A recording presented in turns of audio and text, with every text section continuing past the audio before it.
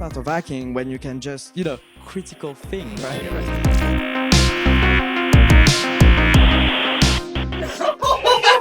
Oh, Yeah. dude.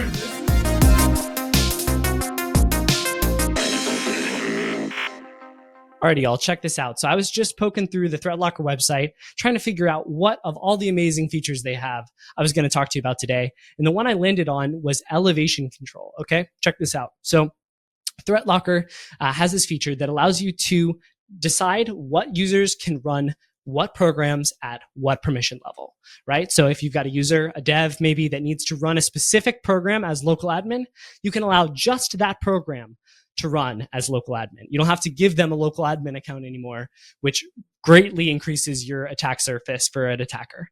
So this is a great tool. If people would use this, I think a lot less people would get mimikatzed. And I think this would really increase the security posture of the organization.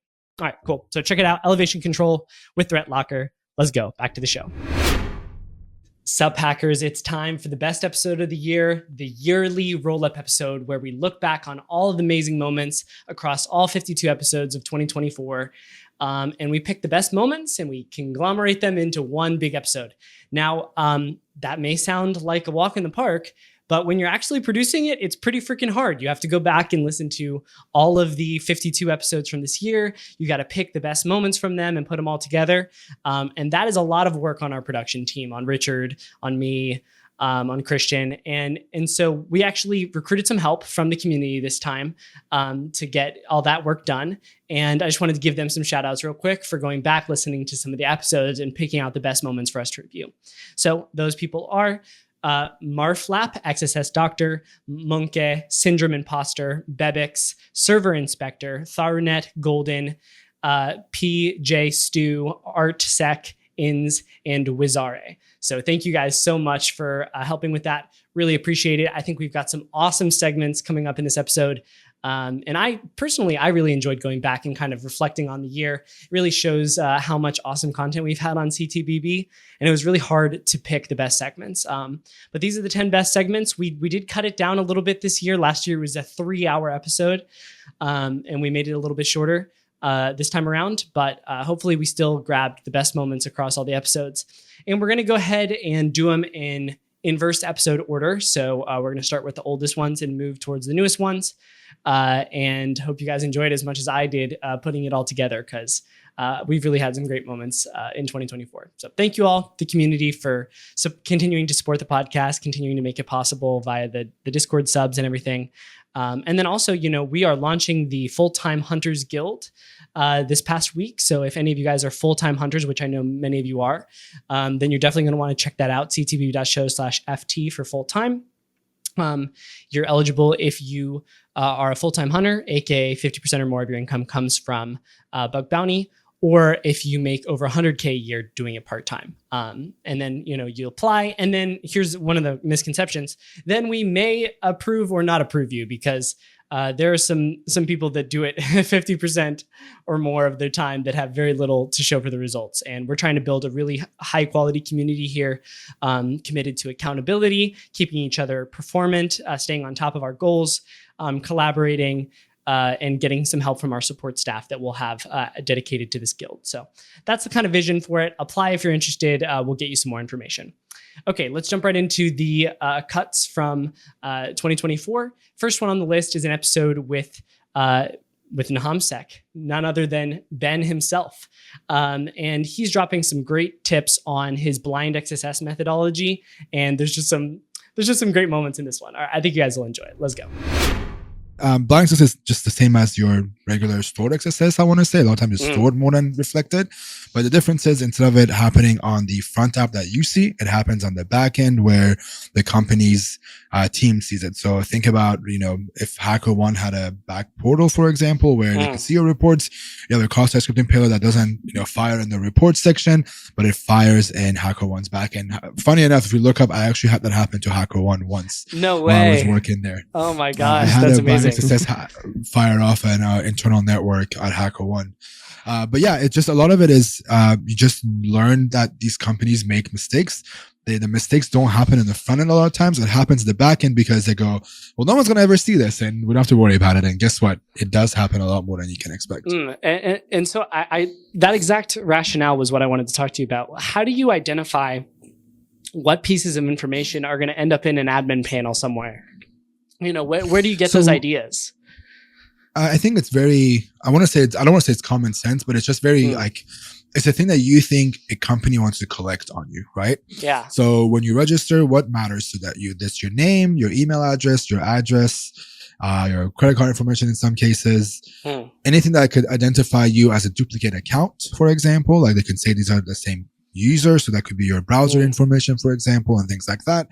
And then things that could also traces you, like when you have different websites and things like that, right? It's how do they identify you as a user and you as a browser, or not the user itself, but like the browser, for example, or the device. We say the device. So those are the things that I look at, right? Those are the things that I always assume companies are collecting on you. But then also it goes the information that you put in to the company. So let's talk about let's say like Spotify, for example. You guys post your podcast on there, the description, the guest, the name of the you guys, and those are also information they collect.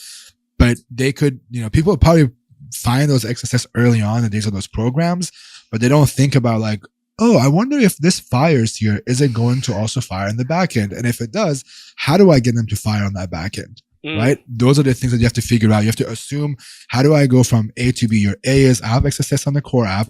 How do I get to fire on the back end? How do I get this engineer, the support person without social engineering, naturally go click on it? Okay. So that's where I was going next with that, was like, okay, so we've got information, we've put it in, we're using a blind XSS payload that we can get a callback from. Yeah. How are we going to be the one user that the support agent clicks on, or the backend analytics admin clicks on? I'm laughing because I don't know how to say this. Tell me. I know. I know what you're going to say here. Joel, what do you think I'm going to say? I want to see what you think. We can cut this out if we need to. No, go for it. You open a support chat and you say, "Hey, I'm having an issue with this thing," and you send them a link and they click it. That is also, that's a very good approach. But no, I don't want to promote committing fraud. I want to start with that. Yeah. But fraud detection is a big part of technology.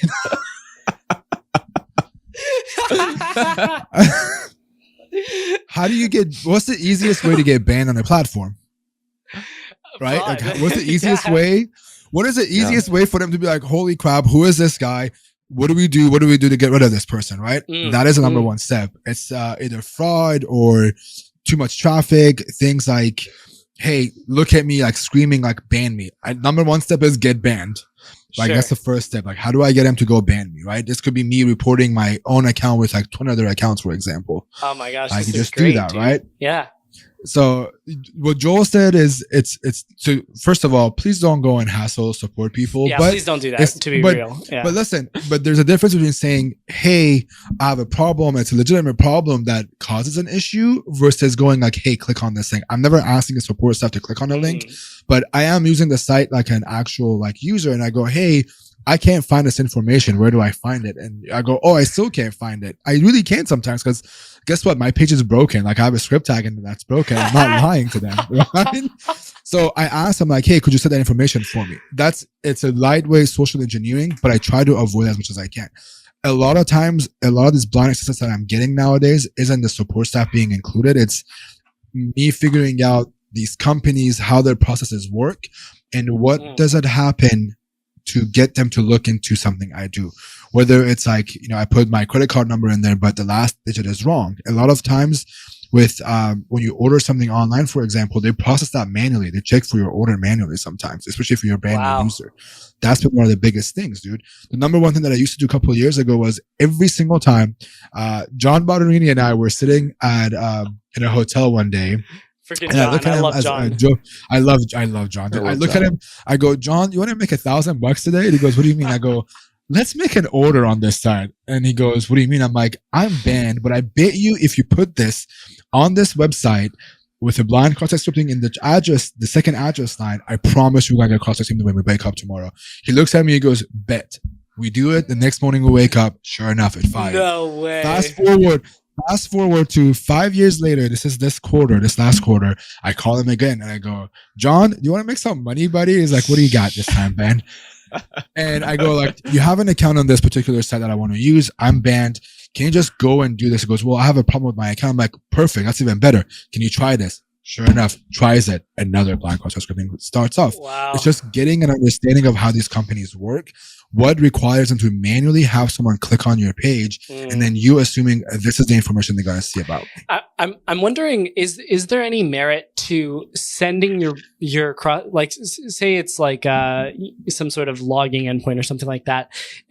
Is there any merit to sending it on a like a time-based basis? Okay, like every 5 minutes we're going to send another one through, and because whenever somebody first opens up the admin portal, there's always going to be like sort of like a paginated list or something like that. And if you land in that first 25 or whatever, then you might get in that front area. Have you ever thought about that, or tried anything like that? I haven't done it on purpose, because when you do stuff in the Katine manner, it's a little bit spammy, and it is spammy. It's the last thing I want is, but I've had that happen a couple of times.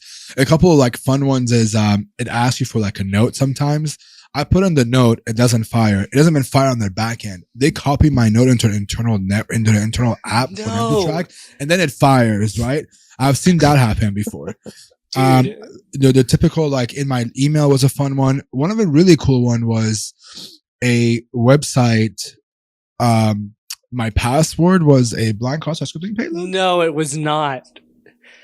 That fired once. This is just me copy pasting the same thing for my name, email, everything, and then the password was clear text, plain text, clear text in there. No way, that's ridiculous, man. That one hasn't happened. This was like 8-9 years ago. This was like 2015, 2016. So 6-7 years ago, it happened. It's just you never know, right? You never know. There's a couple of times where it's fired off in a engineer's like local machine because they downloaded everybody's feedback and they were parsing it. That's crazy. That's so cool. And so with that, I kind of want to ask, how do you track where your payload source was? Because what always happens to me when I do blind XSS is I'll type, throw this payload in there, and then I'll get a callback, and then I'm like, shit, where did I put that in a form somewhere? And then let me ask you a question. What are you doing for tracking? What are you using, like a cross-site? Are you using like a XSS Hunter? Yeah, I'm just using XSS Hunter, normal XSS Hunter. Question number 2. If you give, okay, that's why. Oh, I don't know how that works. I don't know if Truffle allows you to do this. Can you give it a path? What do you? Oh, yeah, like a specific path at the end. Oh, so you can get your own path. You only get one path. Yeah. Oh, so see, this is what I do. I have my own domain. Yeah. If you go to the London event, it was spammed everywhere. I think people were like trolling me at some point. So I started deleting it, but I have a domain that is not it's a cross-site. It's a XSS Hunter JavaScript without the backend of XSS Hunter. So it's just a JavaScript that they have. Yeah. And it just hooks into a PHP file, and that PHP file is what processes the entire, like when it fires, right? That's the backend is a PHP file that's like garbage. It's actually written by ChatGPT. I shit you not. Oh and my then gosh. The front end of it, I have a HTTP access rule and in there that catches every single path you give, and it serves that JavaScript file if it's not valid. So my 404 is that JS file that pops up. So when I do a cross-site, when I do a blind XSS, I do domain.com/ whatever I want to make a note of. So the note could be first name and profile. That's an invalid path. So when it fires with my JS file, and it shows me where it's at. But a lot of times it's also easy to track because it's something like your name or your password and things like that. It's obvious. The feedback ones are always the hardest one to track, but a lot of companies don't care where it came from because they know where it came from.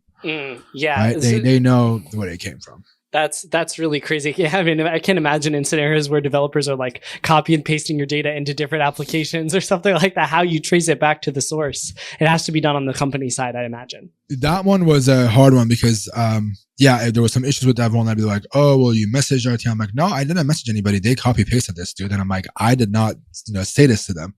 And it turned out it was a note that I left. They copied the note into their internal app and then fired.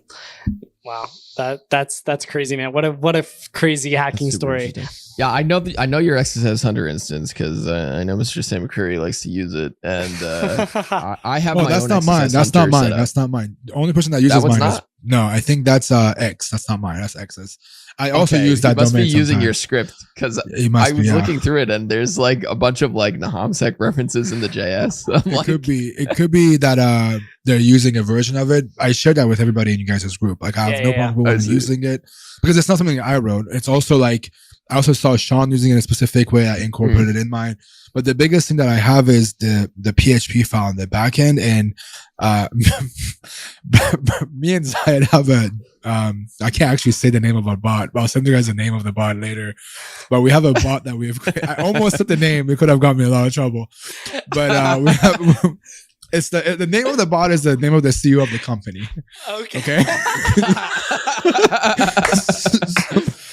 So we have a, and then the team has also seen this bot when I screenshot it for them. But so funny. We have a bot that it just says like, hey everyone on Discord, it's at everyone new blind context scripting, and it gets the URL from that report. And then also links to the report that I have. It's a text file. I store it all on my server. It's password protected. You know, we have to have a credentials to log into it. And I just go look at it and then analyze it and things like that.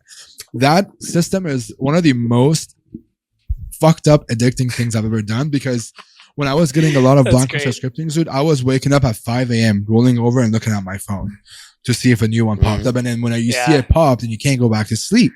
Yeah, it's the same thing. So, yeah, dude, I just set up my own XSS Hunter, and I saw how yours was set up because I thought it was like standard, and I really like it because I'm gonna set up something to do the same thing with like the path catch-all and the subdomain catch-all. That's brilliant. Man, Ben, rocking it as always. Okay, this next episode is from episode 59, entitled Bug Bounty Gadget Hunting and Hacker's Intuition. And personally, this was my favorite episode of the year. Just sitting down with Joel, talking through all of these bug bounty gadgets that we have and how to sort of duct tape them all together was a blast. So if I had to pick one episode, maybe tooting my own horn a little bit here since this is a Justin and Joel episode, but this episode I think has a lot of really good takeaways in it. And we did cut a segment for you. It is specifically is talking about HTML injection, image injection in particular, and then moving into open redirect, client-side path traversal, and client-side open redirect, which is a little bit of a weird bug. So I think you guys will enjoy it. Check out this segment. I think about one of my favorite vulns, and I think I've talked about this on the pod before, but I'll mention it again. And this was an image injection, okay? And this is not even like, I wasn't breaking out of any context, and we'll kind of talk about context breaks a little bit later as a gadget in and of themselves. But if you're able to inject into the source attribute of an image, there's some weird stuff you can do. And especially if you can do it in a targeted way. For example, there was a scenario much like the dingling markup example that I gave just a second ago, where I was able to do a stored image injection on somebody, essentially within an application, okay? And I could force the browser to load up a specific image. And then what I did is I forced them to hit the logout endpoint with the image tag. Yeah. So essentially I would send them a message, and then that message would get pushed to their, dashboard or whatever. And that dashboard would have an image. And then as soon as they log into their dashboard, it would load that image and log them out. And then as soon as they tried to do anything on the application, they'd get logged out and then be forced to re-auth. And then when they re-auth, they would go back to the dashboard page. And, and so there's a couple ways that you can exploit this. I actually exploited it again recently in a scenario where there wasn't a logout CSRF, but there was a login CSRF. So you could essentially repeatedly log them into a different account, and then they could never get access to their own account. Okay. So it's sort of a tricky exploit for sure. But image injection, and then I know there used to be like 401 injection or something like that. I don't know if that works in any browsers. We've kind of We keep Yeah, on you're really talking taking about me that, back. and then we still don't know. But I know at one point, people were using 401 injection on an image in an image source, and that would pop up an auth box that would allow you to exfiltrate auth under a different site's domain. In fact, our friend Mr. Sam Curry has a disclosed report on Twitter from 2017. Oh my gosh. Sam, what have marked you done? Marked as a low that is exactly this HTTP 401 response injection.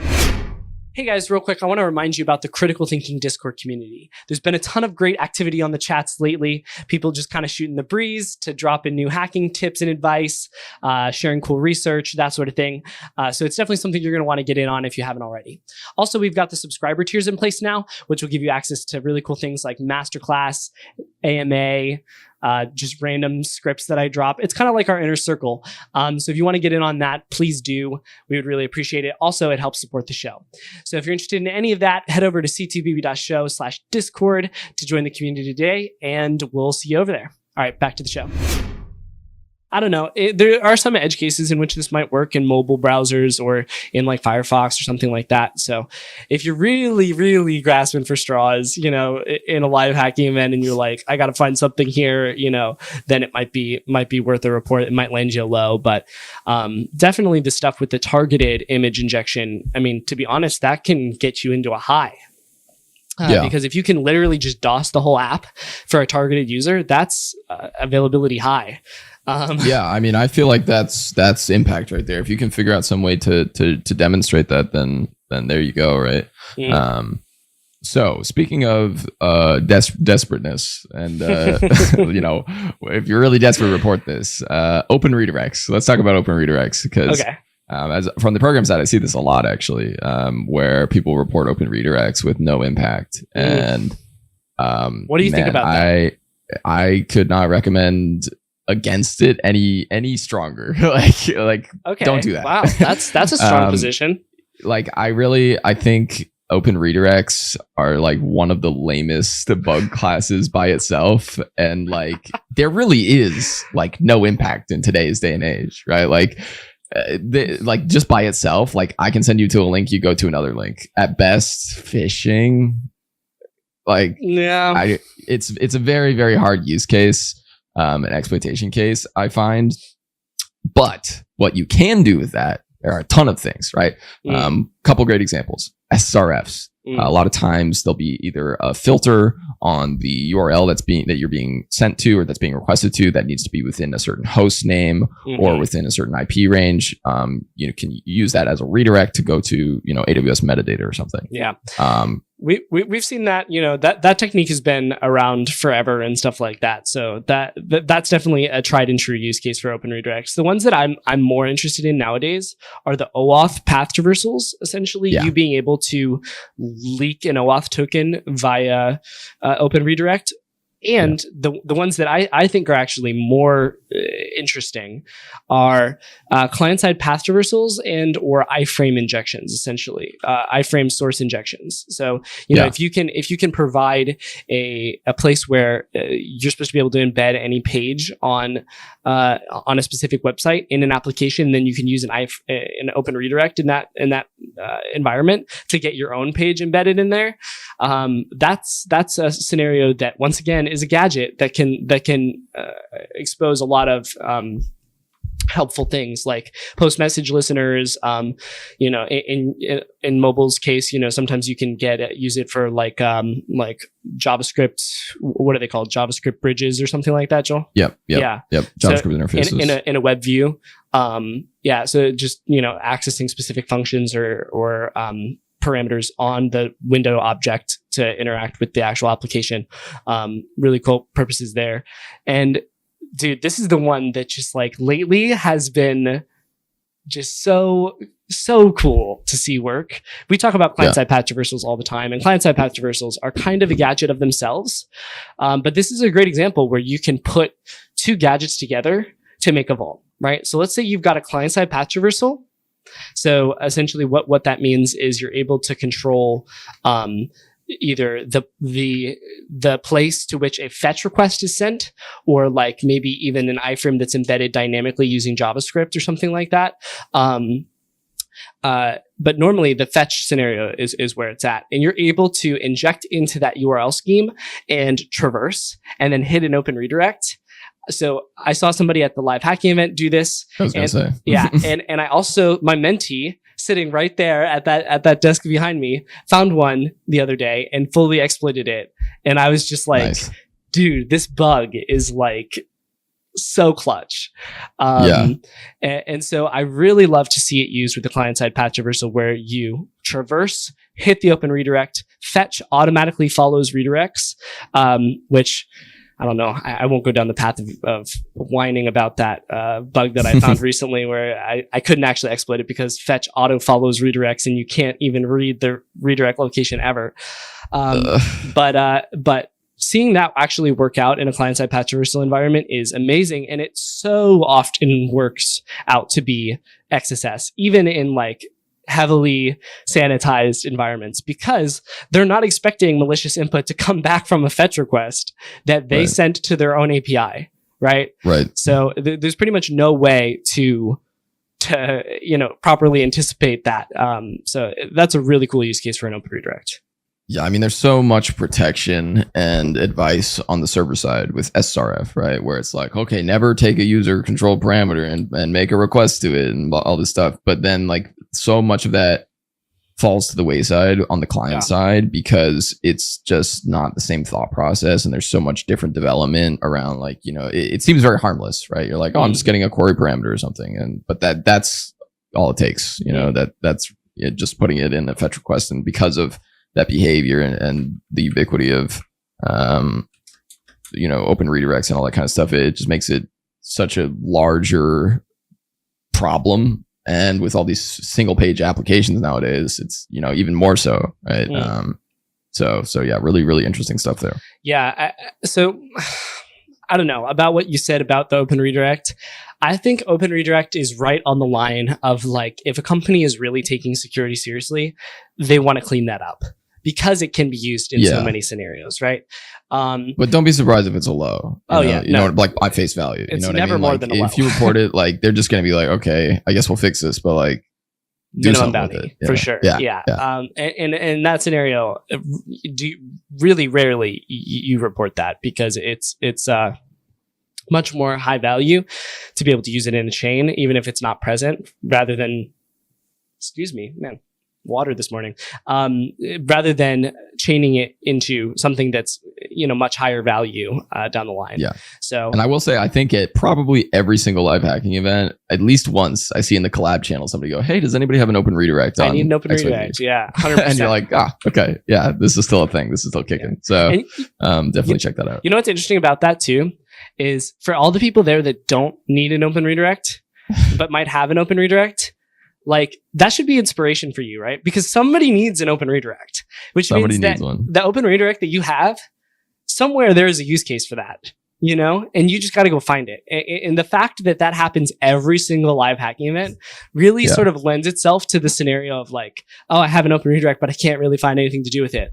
Well, that's definitely out there. There's definitely some place. There's some use cases. Exactly. So that should be inspiration for any of you that either need an open redirect or don't need an open redirect and should need an open redirect.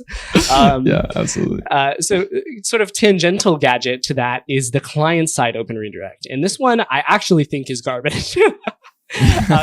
And I actually there's a pretty serious differentiation between client-side redirect, open redirect, and server-side open redirect, right? Depending on the scenario, you still may be able to use it. Pretty much the only use I could come up with is iframe source injection, essentially. Like there's pretty much nothing else you can really do with it. If you're doing like a window location.href and you cannot do the JavaScript scheme, then you're pretty much screwed. It doesn't leak the hash. It doesn't leak any of the query parameters. It just goes to the location that you define with the input that you inputted. And so I don't know, maybe I'm missing something there, and I'd be interested if anyone in the community can point me in the direction of something that I might be able to do with this besides, injecting into an iframe. But that's pretty much the only thing I could come up with. Yeah, I'm trying to think if there's anything creative. Probably the best scenario I can come up with is like maybe on mobile, depending on the permissions within a web view, you could redirect to a file or something like that, and then pivot from there. Depending on, but that's going to be very situation specific. So yeah, I mean, it's one of those things that as a gadget, like it potentially has use cases, but they're very, very narrow, especially even for the ones that we've been talking about. Like client side open redirect is really like 1 in 100 type, barely ever use, but it's there and have it in the back of your mind. You know what is not a vulnerability, but and is not really even a gadget, but kind of feels like one, is post message open redirect. And I've kind of run into this scenario a lot where it's like, okay, I'm really close to XSS, because if I could just send this post message to redirect the page to a JavaScript URI, then I'd have XSS, but you can't use the JavaScript URI because of some, very tough to bypass sanitization or something, but you can redirect the URL to an arbitrary host.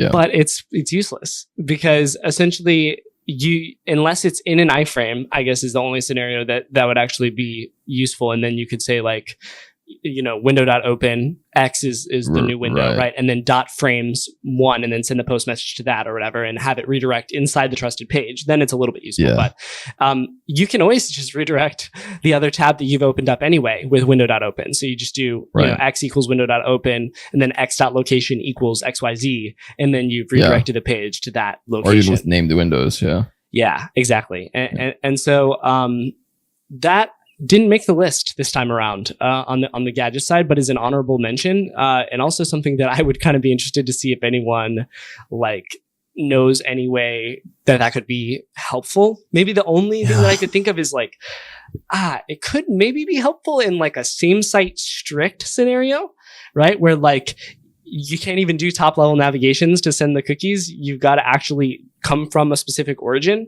And if you could trigger the redirect from the origin, then you could trigger get-based CSRF on a same-site strict scenario. Yeah, I mean, and again, right? It's like one of those really stretch scenarios that's going to be super, super specific to, Yeah, I don't know. I'm trying to think if there's anything, and I keep falling back to these more native scenarios where an Electron app or something that has more schemes. Or stuff that stuff other than JavaScript and other than HTML HTTP or HTTPS that maybe you could exploit in some creative way. But I don't know. It's very, very tricky. See what I'm saying? That was pretty good, right? That was a good segment. I want to put out more content like that where we're really breaking down technical gadgets, components, and showing innovative ways to duct tape them all together. All right, cool. So this next segment is actually going to be from Sam Curry. This is episode 65, Motivation and Methodology with Sam Curry. I don't even have to tell you about Sam Curry. Sam Curry is a freaking legend. He has some of the most amazing hacks I've ever seen. Very unique hacker. And in this segment, he comes on the pod and talks about the vulnerability class that he coined secondary context path traversals, which I was just working on one a couple days ago. Very common vulnerability. Exploiting it takes a lot of expertise, and Sam kind of gives us some thoughts on how to do that, utilizing both hacker intuition and sort of hands-on methodology. So let's jump to that clip. So, Sam, you have so much research online, so many stories, so many cool things that we need to unpack here. But one of the things you are most well known for is secondary context bugs. I don't know. Did you my first exposure to secondary context was you? Did you coin that term? Same. I did. Yes. So badass. It's funny. I appreciate it. Yeah, it's funny seeing that term used. I'm like, oh my god, someone's actually using that word. I just put those two things together. That's like a talk title. That's clutch, man. But it I mean, obviously, I'm sure some OG, on some blog back in 28, well, 2028, 2008. Yeah, in the future. Yeah, there you go. No, way back, wrote something about it, but that blog or that talk that you did on secondary context stuff was my first exposure to that. And I think it really made it more widely recognized in the industry. And we have a cool bug we can talk about that with the Starbucks bug, and that's on samcurry.net as well, that you guys can go read about. But talk to me about when you started realizing secondary context bugs were a thing and how you started working through that whole concept. Right. Yeah. So my initial exposure to like secondary context bugs was on Yahoo's Luminate, which was like Yahoo's small business platform for like deploying websites and stuff. And what I realized was that I originally thought it was like file path traversal, right? Because I was like able to traverse and like add directories.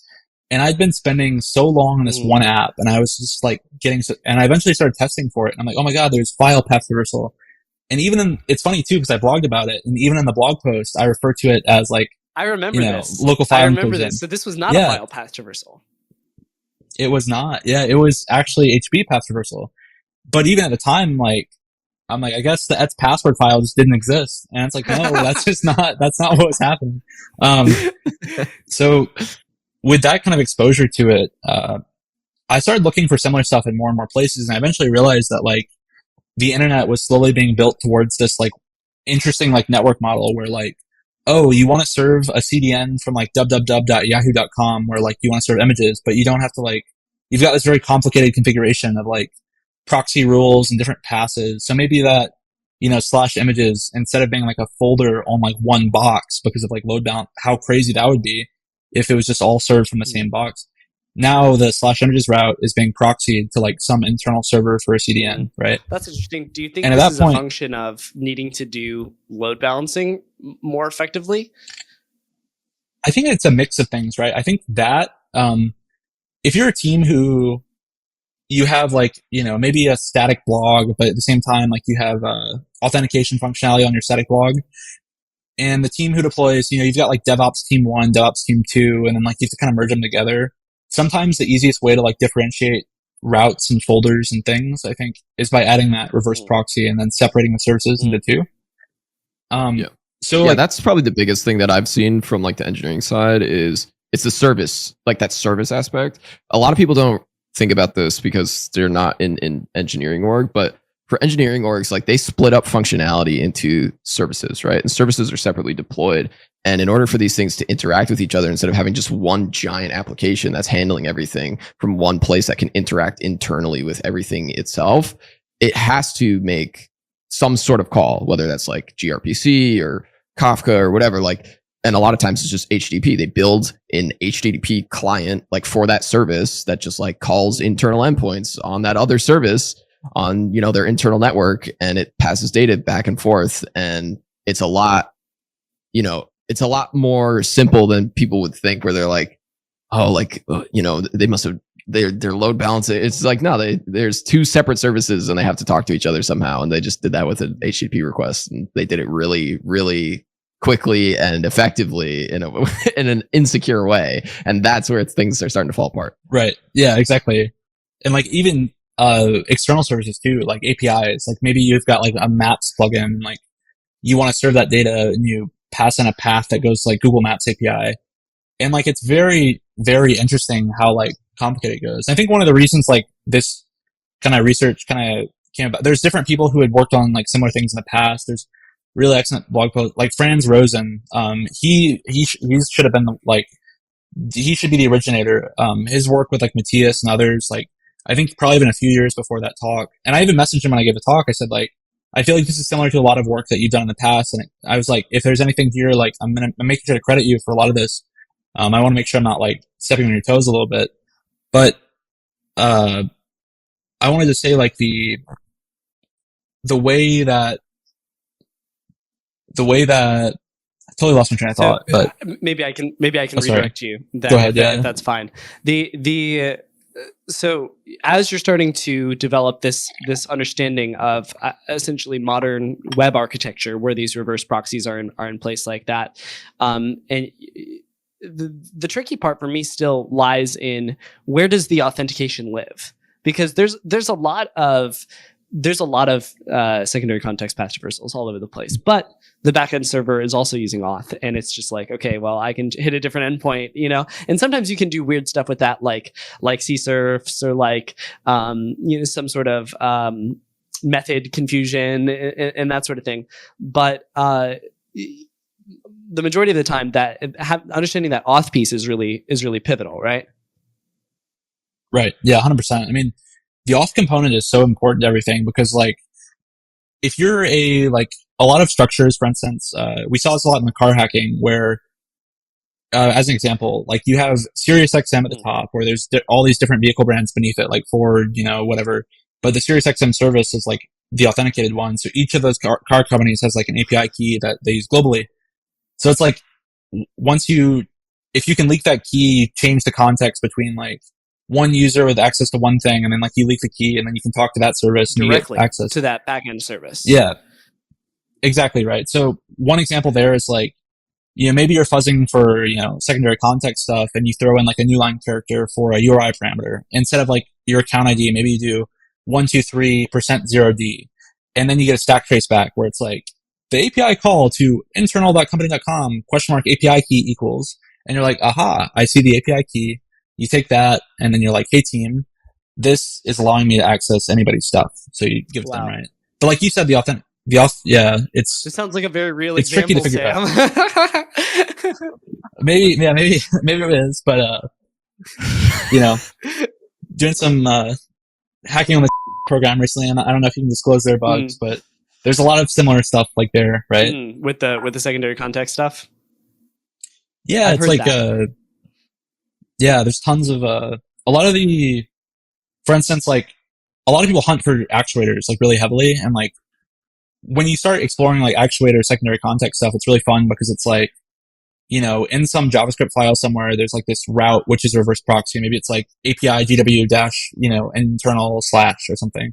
Then you hit that route, and then that's where you append your actuator end, or like // slash actuator ends, and then like it lets you kind of hunt more thoroughly. So you're hitting, I guess in this scenario, you're hitting dev API dev endpoints using this secondary context sort of path traversal. So going through the front end, then traversing on the back end, hitting these actuator endpoints, which wouldn't be exposed publicly because of probably path limitations, through the reverse proxy. And then, like, are you normally hunting for things where it's going to dump the full response back to you without any modification? Or are you trying to hit these things blind? Because a lot of times there's a parsing of the response from that backend API, and then that kind of hacks up your visibility into the backend, right? Right. Yeah. Having a response is beautiful. It makes you so happy when you see that HP response leaked back to you. You feel amazing. But a lot of times it is blind, right? And I was with another researcher, Nathaniel. It really is. It's like I would say too, like, to finish that bit, like Nathaniel Latimer, Donut. I was with him on a trip, and I like stormed into his hotel room like manically with my laptop. I'm like, if I do .. ABC, it doesn't do anything. But if I do ..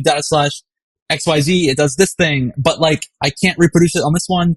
And like, he's looking at me. I've sat there for 6 hours trying to figure it out. And he's like, this guy, like, what is he talking about? Like, it's absurd. Because there are so many conditionals that relate to like the, you know, like you're trying to explain to your friend, you're like, if I do a £, it does this behavior. And if I do an ampersand, it's this behavior. And like, you have to like really build out this like brain map for each individual case, right? I think the most complicated like secondary context bug I had was like this stored, you would add a value to a database with like an and sign and like change the the format from XML to JSON. Yeah. And then like on another endpoint, you'd call it and it would get retrieved it. Like, and it was how just did you like, identify? So it's like a stored secondary context. I've never even thought about a stored secondary context.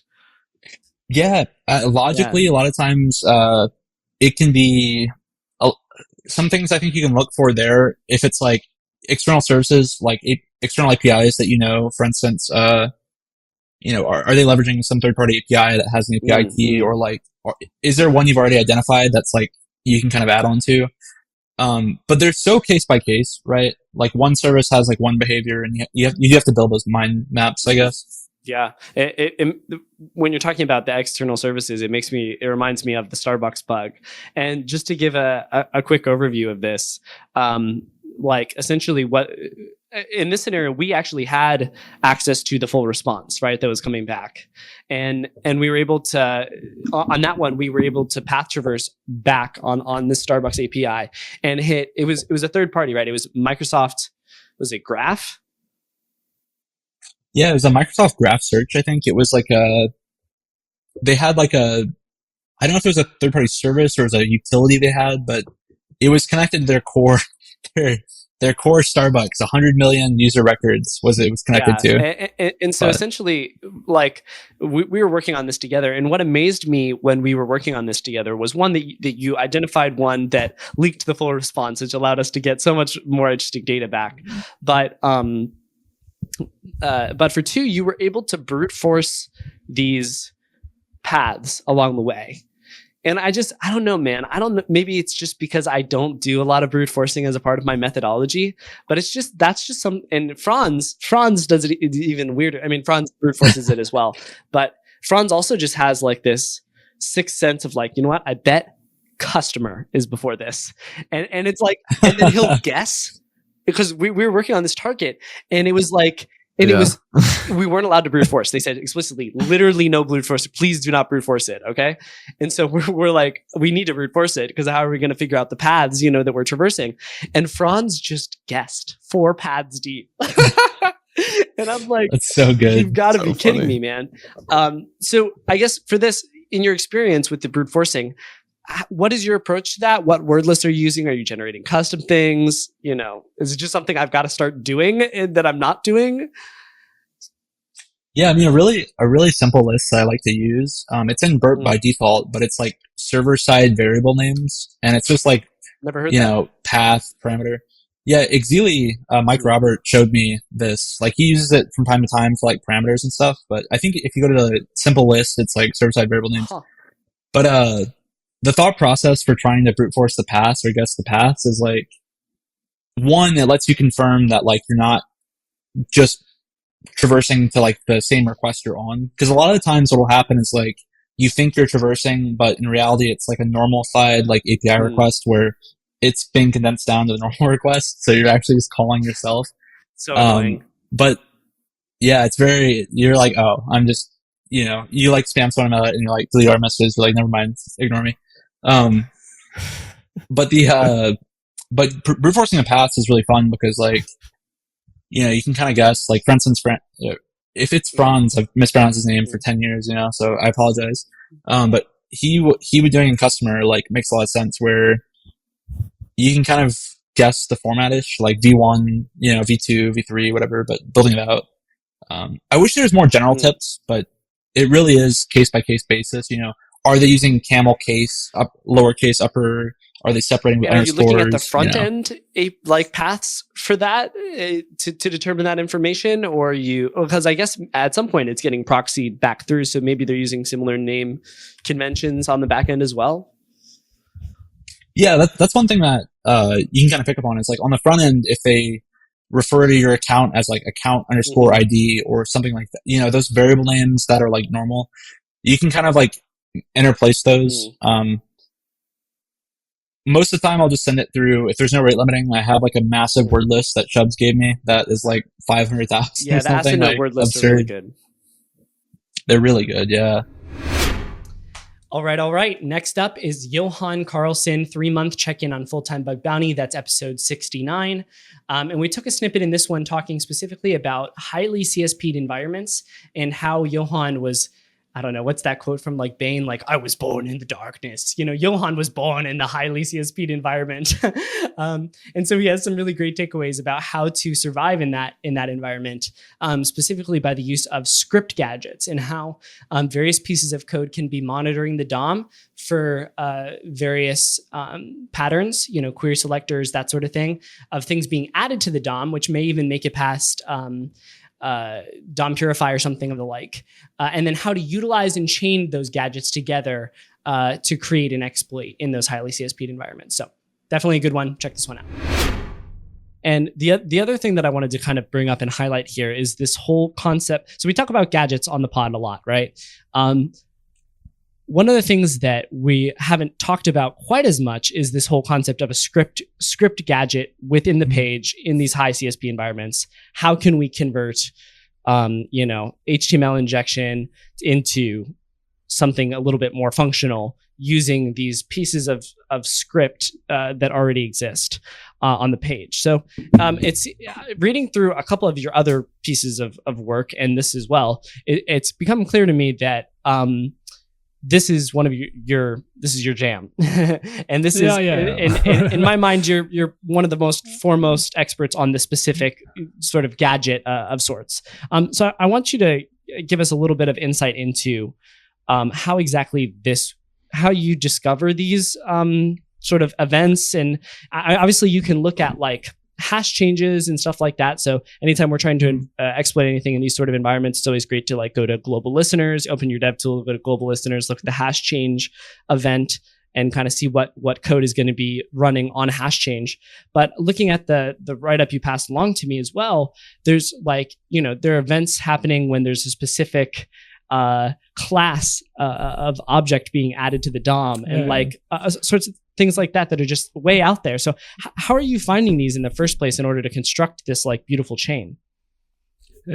I think it's quite funny because when I started, like I was looking into, so when I did my thesis way back, the GitLab thing, we were, one of the things that we did then was that we downloaded like all the disclosed reports from GitLab into a spreadsheet, me and my thesis partner. So when we started, we read like, and at that time I didn't know anything about this like security or like, but we read like all of these reports, like one after another, and some things stood out, and you sort of realized that at that time, at least, like William Wax, he was like the main antagonist on GitLab. Yeah. Like he was crushing it with the RCEs and stuff at that time on like XSS, and so I just studied his works, and classic move. I highly recommend that to anyone who has the time. Yep. So mimicry is the sincerest form of flattery, right? That's true. Yeah. And from where I was coming from, I was like, okay, so this is how you do it. Like you have to find these gadgets and you have to do all of this. And like, because I found my first cross-site scripting like by super accident just after I had been doing this research, like the thesis paper for 3 months. Like putting payloads everywhere and stuff like that. Didn't find anything. And then the summer came and I was done with school and everything, and I had passed and everything was fine. And I just got this like feeling I was at my parents' like having some summer vacation, and I just thought like, okay, I'm gonna just go in and try this. I had this one injection point that I wanted to do something. You could name like a default repository thing when someone creates a project, and it shows you some instructions like run these commands to create an empty repository or whatever.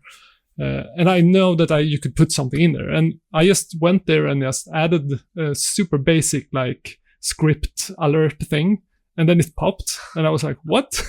I mean, I was like, "Can't be this easy." No, it can't be that easy. And also, like, I know that I tested this like just a couple of weeks back, and after all of this happened, and later I looked, and the code change was just like 2 weeks old. So it was like super, just like by this accident that I went there, like, and they actually changed the code between me first testing it and then testing it again. Wow. That's wild. It's crazy. But and then I stumbled. So that popped on my local thing. And then I went to gitlab.com and I was like, yeah, I'm going to get this like super awesome high paying bug now. And nothing happened.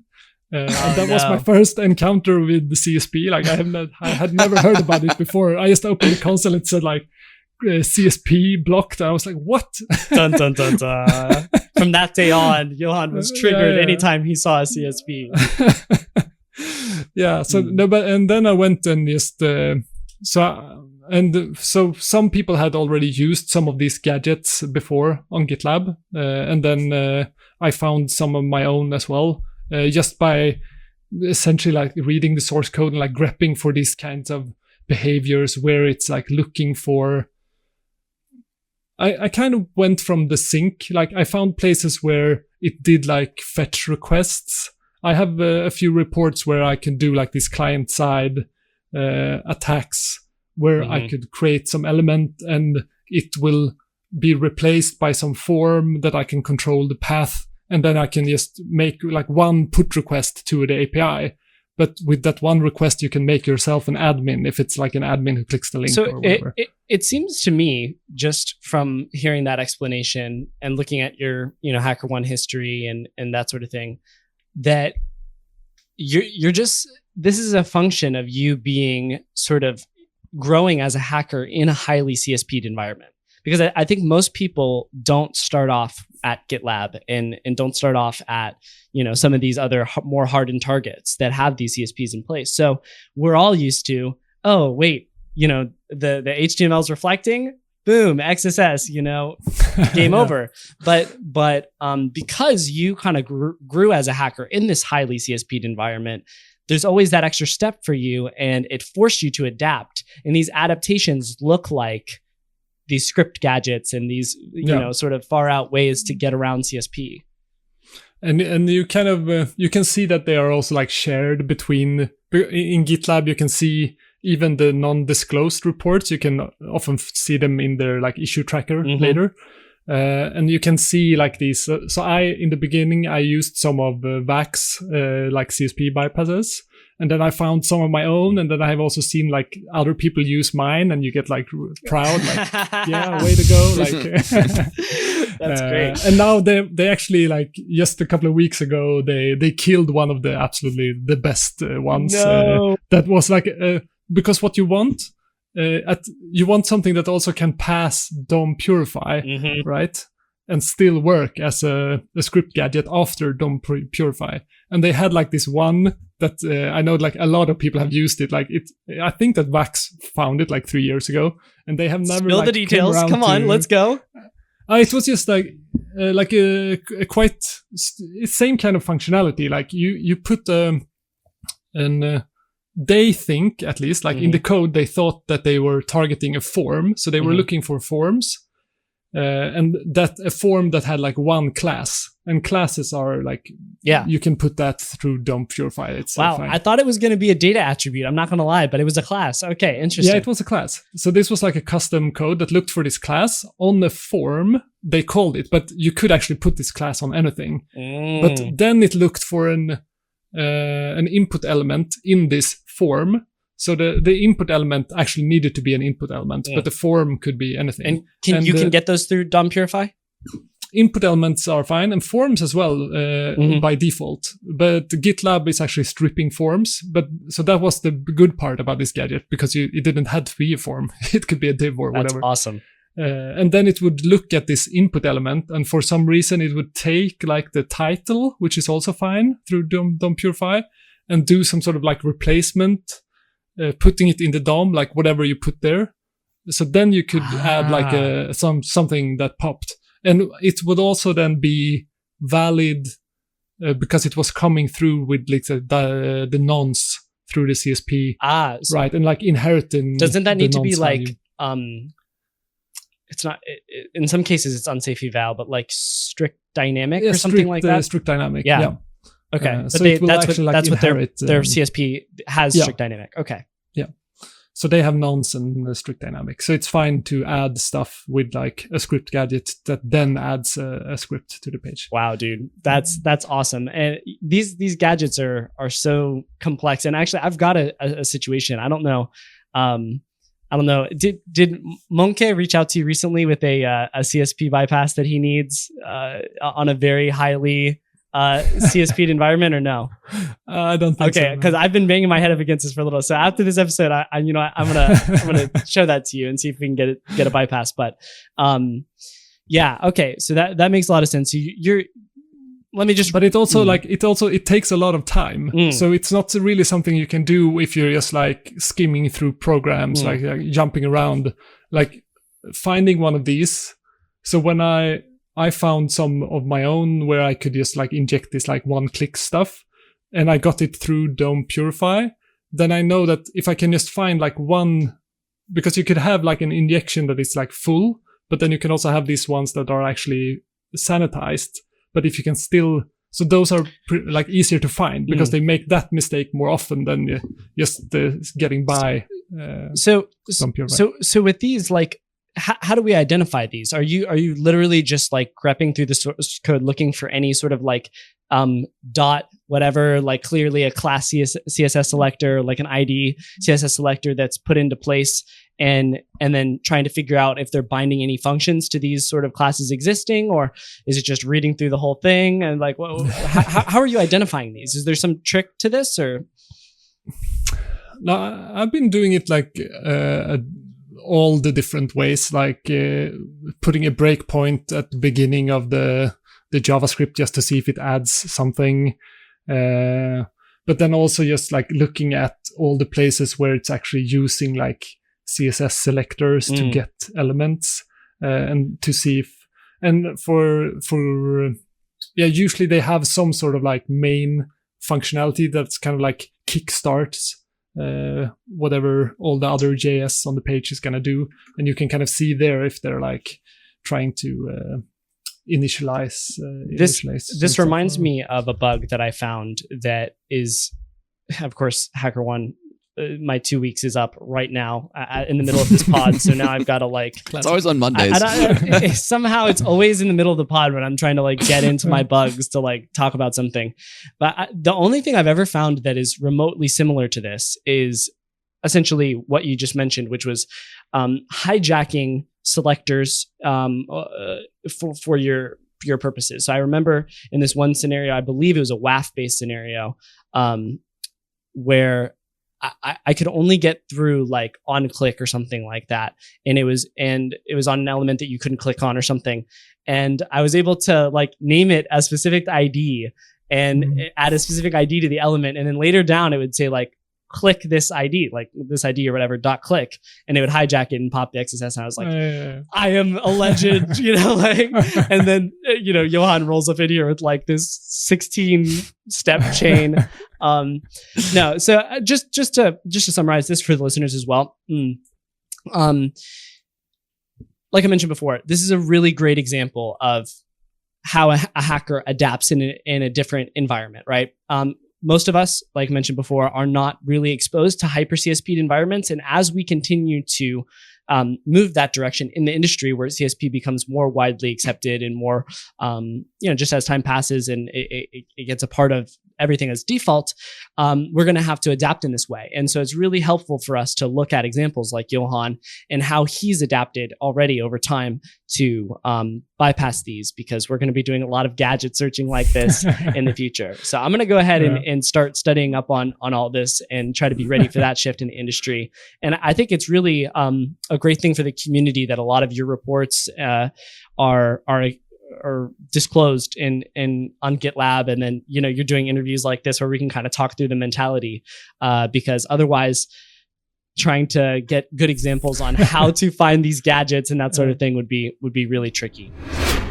Frick, guys, every time I hear Johan talk about that sort of thing, it just blows my mind. I love it. I love it. All right, let's change gears a little bit. This next clip is from episode 80. This was Pwn to Own versus H1 life hacking event with Cinna. So really, really appreciate this episode. It was a long one. We covered a lot of stuff. We tried to pare it down best we could. But what we discussed here was how exactly to get a debugger attached to enterprise software and IoT devices, and how pivotal that is to being able to do dynamic analysis. And I was sort of admitting on that in the clip that that's not something that I've done. A lot of what I've done as far as enterprise software and even IoT device reversing goes is just been looking at the code and then trying stuff. But after talking to him about it, seeing this sort of thing in action, seeing a debugger attached, man, it's freaking good. So he's got some great tips on how to get it done. Let's jump to those now. Sina, I want to move over to a topic that you sort of mentioned before, and then something you also have in the notes saying that a debugger is super important to you. And I have a little confession to make here on the pod.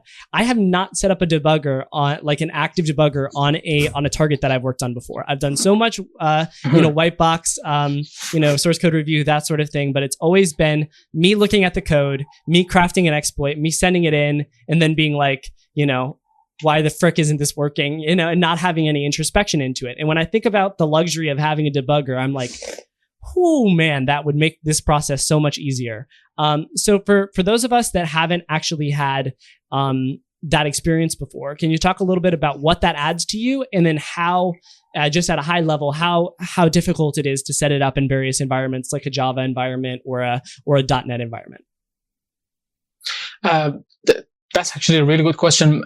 Even I was the same back in the day. I would like look at the source code if it was like a web app, and I'd be like, okay, this is a function. It's taking two input arguments from the query string, or maybe the post body or whatever, or maybe a header.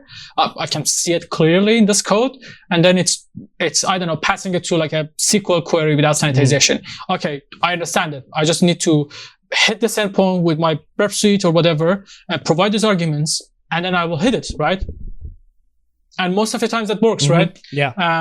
But at a certain point in time, you come across applications which are far more complicated, and then for some reason you're trying to send those parameters or whatever. Either it's a TCP server which has been written in C++ that you need GDB to attach to. It's a compiled binary, or it's a .NET target which you need to attach DNSpy to it, or it's like a Java target which you need to attach like its own debugger to it. Either it's I don't know, like you can use like JetBrains products or any kind of other product you want to use to debug it.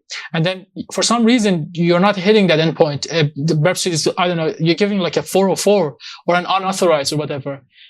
If you're doing only source code review and it's like a huge application, you might think, why doesn't it work? Should I move on? Maybe the code is dead or whatever, or maybe something. You don't know that thing, right? Somebody's That's inside my something. brain. You don't know the thing. That's exactly what I say in my brain. I'm like, why isn't this working? I can see the source code. Like, exactly. Why?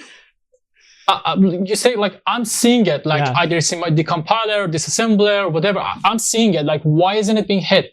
But when you attach a debugger to that, like to that target, if it's say like a Java target, you use like many debuggers for Java, but like I usually use like JetBrains product for Java targets. You attach to it, and then you understand, okay, there is a filter or an interceptor or a middleware, which is like way before this route gets called, and that's looking for certain header that I'm not sending it.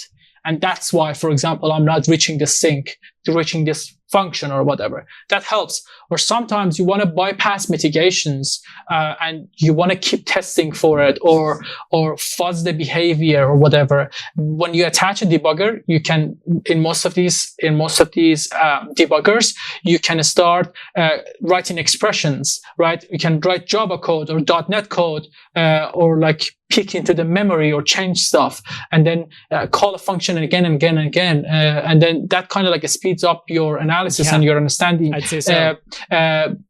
Exactly, and which is perfect. I've actually started with debuggers, like with like GDB. I was just mostly debugging like low level stuff, just like picking into the memory, no extension, no Jeff, no PwnDBG or PwnBag, whatever you want to call it, no WinDBG or WinBag, whatever. None of those. I was just like using like pure like classic GDB for embedded exploitation, most of that. And then I was just as I was like doing more like web app and like .NET Java, I was like setting up PHP debuggers, .NET debuggers, Java debuggers, and all of that. And then setting up a debugger helps a lot. It is painful sometimes, and people choose to move on. I have chose to move on sometimes, but as I grew, I've learned to don't move on, and whatever it takes, just have it set up.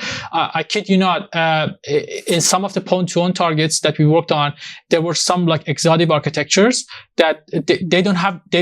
It's called an RTOS, like a real-time operating system. So it's not like a Linux or whatever that you can get a shell and then you can upload a debugger or whatever, right? It's a real-time operating system, and you need to, like, when you want to debug stuff, you gotta like open up the device and like attach some sort of like a physical device and all of that, and just like it's pretty painful. And then when you go through that, you're like, okay, that takes like 10 hours. How long is going to take me to like set up this Java debugger? Okay, 1 hour, 2 hours. Let's just do it, right? It works. So okay, I'm sold. Yeah. I'm sold. You sold me on the debugger thing. That's great. So that, but the next thing is kind of what I want to ask about is like, how does this work with various targets, right? Because you're attacking these IoT devices. You don't have access to the firmware specifically. You don't necessarily have access to this, Docker container of the operating system or anything like that, and you want to get one of these things set up. How do you get that set up? And then also, in a scenario where you're dealing with like a .NET application or whatever that has like, its own Docker image or something like that, how are you reaching into that Docker image and setting up this debugger versus like something in the IoT world where you've got like a physical device that you don't have an image for? Okay. I think I understand the question. Please try to jump in if it wasn't the right answer, or if you felt like this is not the answer to your question. Most of the time, I don't know if it's like a Java target, if it's on a Windows or a Linux, you need to understand how the Java process is being started, and then you can like provide arguments to that command that's starting the Java process. And then when you provide arguments to it, you can enable like Java debug wire protocol like JDWT or like other stuff to enable debugging, which exposes a debugging service that you can connect to with your debugger. Most debuggers allow remote debugging. Okay. So that's what Java. So for Java, let me just echo this back to you so I can make sure that I understand it. Yeah. For Java, let's say we've got a Docker container. It spins up this Java app or whatever with the jar file. You find whatever like .sh file or whatever that's being run that triggers that Java command. Java-jar whatever, right? And then you modify that file usually, and you say, okay, now I'm going to turn on debugging, and then maybe you got to open the port in Docker or whatever, and then you can connect to that debugging port via your debugger, and it will allow you to just jump right in and control that flow of the application. Yeah, exactly. You got it right. You have this Docker image. You will try to get a shell on the Docker image, modify it in some sort of a way to enable like some sort of arguments to the Java starter command or whatever bash script or whatever it is in order to enable debugging. That's with Java. Usually that's the trick, right? There are some special cases too, but usually that's the way to do it. As far as my knowledge goes. Can you hear me right? Yes. Yeah, absolutely. So for like something like .NET, I imagine it's a little different. Are you like loading up a DLL or something like that? Or how are you addressing that? Yeah, so with .NET, you just like you have different kind of debuggers, but with DNSpy, usually what happens is you use DNSpy DNSpy has like a debugger feature. You can attach to processes or launch a process. Oh, when you launch a process, you can start immediately debugging from the program start. When you attach to a process, you attach to its current state, whatever it is at the time that you're attaching to it, and then you attach to it, and then you can start debugging. But sometimes when you start debugging that target process in .NET, you start saying, okay, my breakpoints are not even hit. So you need to do the optimization trick that I told you about, that you just place an INI file next to it with some sort of a value, and then you just restart the process, and then you attach it again. There are some special cases too, but these are the usual things that happen.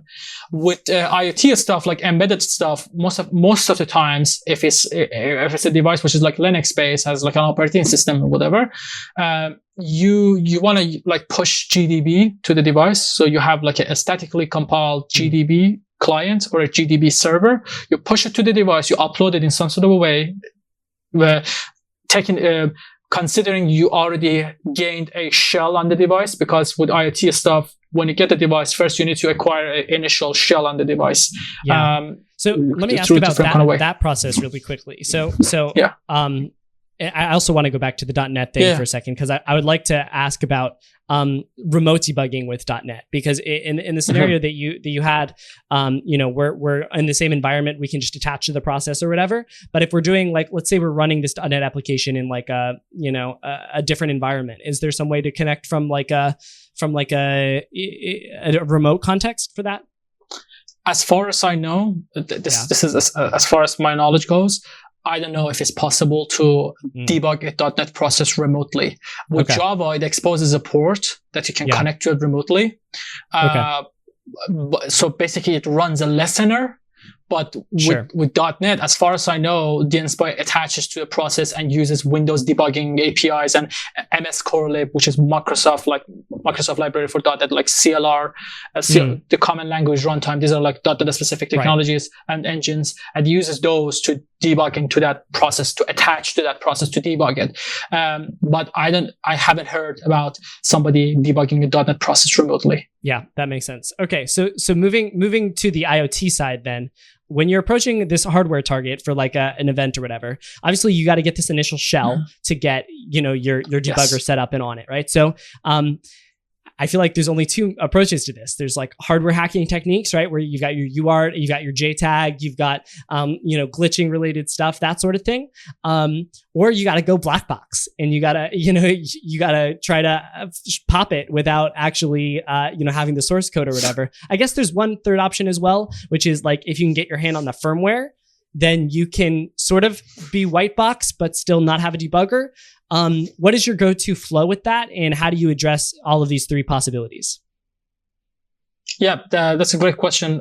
So in order to like start researching like a IoT device, basically first you need to like get the device. After you got the device, you want to interface with the device, right? You want to get a shell on it, assuming it's a Linux-based system, not some sort of a RTOS or whatever. And then you can use like some sort of like a UART, JTAG, whatever to interface with the device. Once you do interface with the device, if it has like some sort of a console, you try to like, usually after the console, you have unlimited shell, like you have like a root shell or whatever, and you want to get around it. But basically, what I'm answering is the usual answer, right? There can be different scenarios, special cases as well, which happen often, but in order to bypass that kind of like a console, either you guess the password or you can guess the password or whatever. Sometimes the password has been published by someone else or whatever. It's like maybe like a root 123 or a vendor name or whatever. And then if you can't get around it, then you can like use glitching. Sometimes glitching helps. Almost all the time glitching works. Glitching is super powerful. If you master it, like the sky's the limit. And then you can like use like glitching to get around that protected shell. If you do, that's one way. Sometimes the firmware is available on the vendor website. You can just get the firmware, backdoor the firmware, and install the firmware on the device and just get a shell. That's it, right? Sometimes it can happen. Sometimes you just gotta like YOLO it, and then you're like, okay, I just take the chip off, and then just read the chip, and then write to the chip, backdoor the firmware, whatever, repack it, and then just put the chip back. But you need to like desolder, like soldering, like all that. And sometimes the chip on the device is not like a simple normal flash chip or whatever. It's like an eMMC or a BGA, which you usually see them in phones. So when you like desolder or like take it out, you need to know how to do reballing, which not anyone can do reballing, right? Exactly. You gotta have like steady hands and like do a clean job. Sometimes there is some sort of wiggle room for you to like mess up just a bit. You don't need to be perfect in doing it, but sometimes which I did actually for Pontoon 2024 Pontoon Japan. I had to. We were targeting these infotainment systems, which are like infotainment for cars, and then most of the times you couldn't actually find like. You had to like desolder it. At least for me, like for a lot of them, I had to desolder them. And then the device is so expensive, like, I don't know, $2,000, $3,000, $4,000. You can't just buy two or whatever. So you need to like desolder it, and you need to do reballing to put the chip back, and then to use your shell or whatever to go on the device and start working on it. But sky's the limit, as I said, sometimes. And then maybe sometimes even you don't need to make it more difficult. Maybe sometimes black box, you can find a command injection in the application and you just get a root shell. That's it, right? All right. Next up, we've got Crushing Client Side on Any Scope with Matan Bear, episode 81. This is an amazing episode. There were so many pieces of this. It was really hard to pare it down. But Matan is extremely talented at client-side stuff. And one of the biggest pieces of that, one of the biggest tools we use in that is dev tools. And he really dropped some great insights on how to use breakpoints, log points, conditional breakpoints, and just some high-skill stuff in this one. So check this one out. There are some tricks, like some very quick and dirty tricks that I like to use while testing with DevTools. So if I'm trying to like modify some piece of code in order to test something or whatever, I usually don't want to start setting up a match and replace rule for it. And also don't want to use the override feature because it tends to be a little hard and it messes up. Yeah. That's been my experience as well. Yeah, and it's like, it has a few issues because sometimes, the integrity attribute or, so you can have on a script, you can have an integrity attribute that checks the checksum or the hash of the script. You could also have that in like a CSP or something. And if you change it, like change the actual file with DevTools override, then it's gonna change the checksum of it and the app will misbehave because it's not gonna be valid anymore. So what I do is I set a breakpoint, and with DevTools, there's actually a few different types of breakpoints, which is interesting. There's the regular like blue breakpoint that will just break whenever it gets executed. But there's also one that's orange, a conditional breakpoint.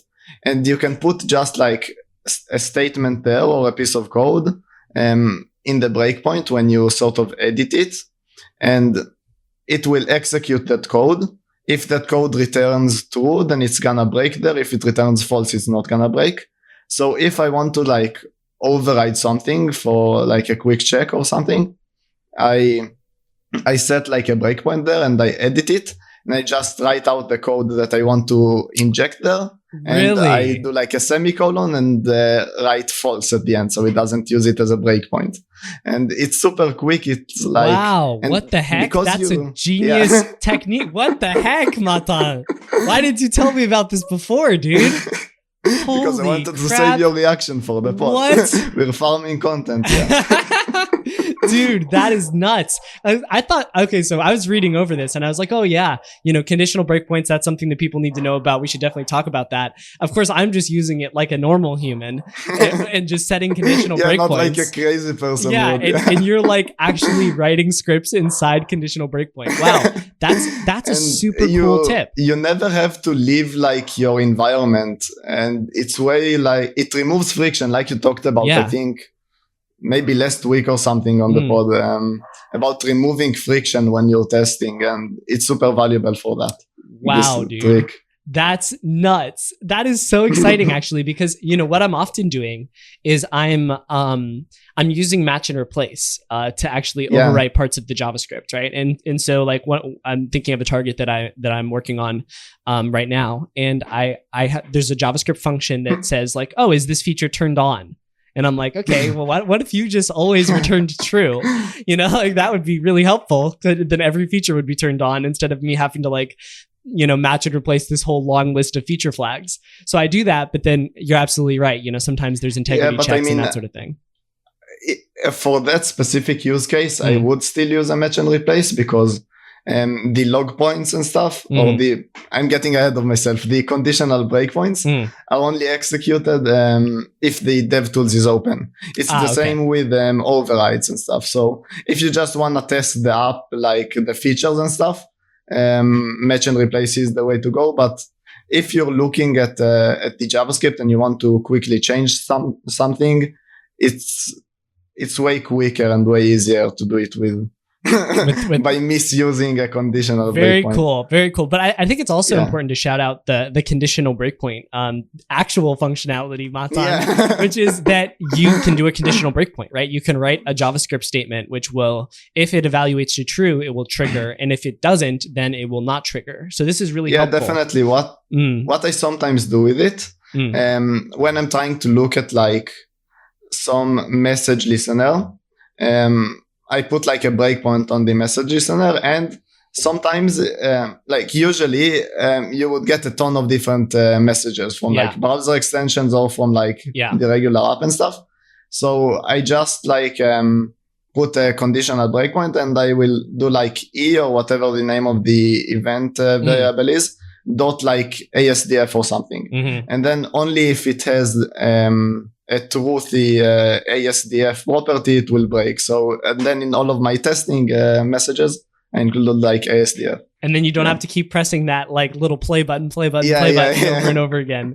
That's great, man. Yeah, that definitely reduces friction and increases the efficiency of your testing, which like we said before, I mean, it just has cascading effects. It continues. You think it's just a little small thing. I just got to press, play a couple times here, but it allows your brain to not think about that anymore. And even more importantly, you will feel less resistance before you do the action. So if I'm like trying to test something and I know that I'm gonna have to press like forward 10 times, I'm gonna be less likely to actually do it. So that's a great point. It's not only in the moment. It also affects like the way you think about what you will do. Yeah, so that's a great point, because it allows you to go further in your testing because you're not getting tired as quickly. Like, oh, okay, I've already tried 3 things. I'm not going to like go through this flow 5 more times. I'm just going to skip it. Versus if you just have lower friction, you still are able to just go. So that's a great. We have a lot of different points to go through here, so we do. We got to keep moving. I'm sorry. What's the next one? Hit me. So I'm gonna go through the next one very quickly. We mentioned regular breakpoints and conditional breakpoints. There's also what's called log points. So you put in some code there, and it parses that code like it's a list of arguments to console.log. So if you put like a string and then a comma and some variable, it will log the string and the variable. And actually using commas in console.log and stuff is very useful. And what I usually do with this sort of breakpoint, I have a very specific use case for it. A lot of the time, the web app is gonna have some function that's like a conditional log of something. So they will have some like logging library, and they will check, like sometimes they do it with local storage or whatever, they will check if debug mode is enabled. So instead of going in and like checking how they're checking whether debug is enabled and then overriding it or something, I just set a log point in the function that logs stuff. And that log point will just log the arguments of the function. So if they have like a function called debug or whatever that's checking whether debug mode is enabled, and if it is, it's gonna log something, my log point is just gonna log it anyways. So then you get a bit more visibility into what's going on. Dude, I did not know this existed. and let me tell you, so it might be a new feature because I didn't know about it too until recently. Yeah, so I'm looking at this, and what's odd about this, so here's how you do this, guys. In the DevTools, they've got the little line, row or whatever on the left-hand side.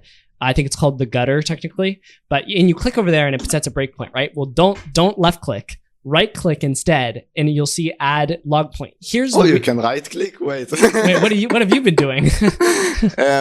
I've been clicking on it, then clicking on the side panel, edit condition, and then you can change the and then the type log of it. point, but right click is way more useful. Oh, very interesting. So the reason I never knew that this existed is what I always do is I click to add the breakpoint, right?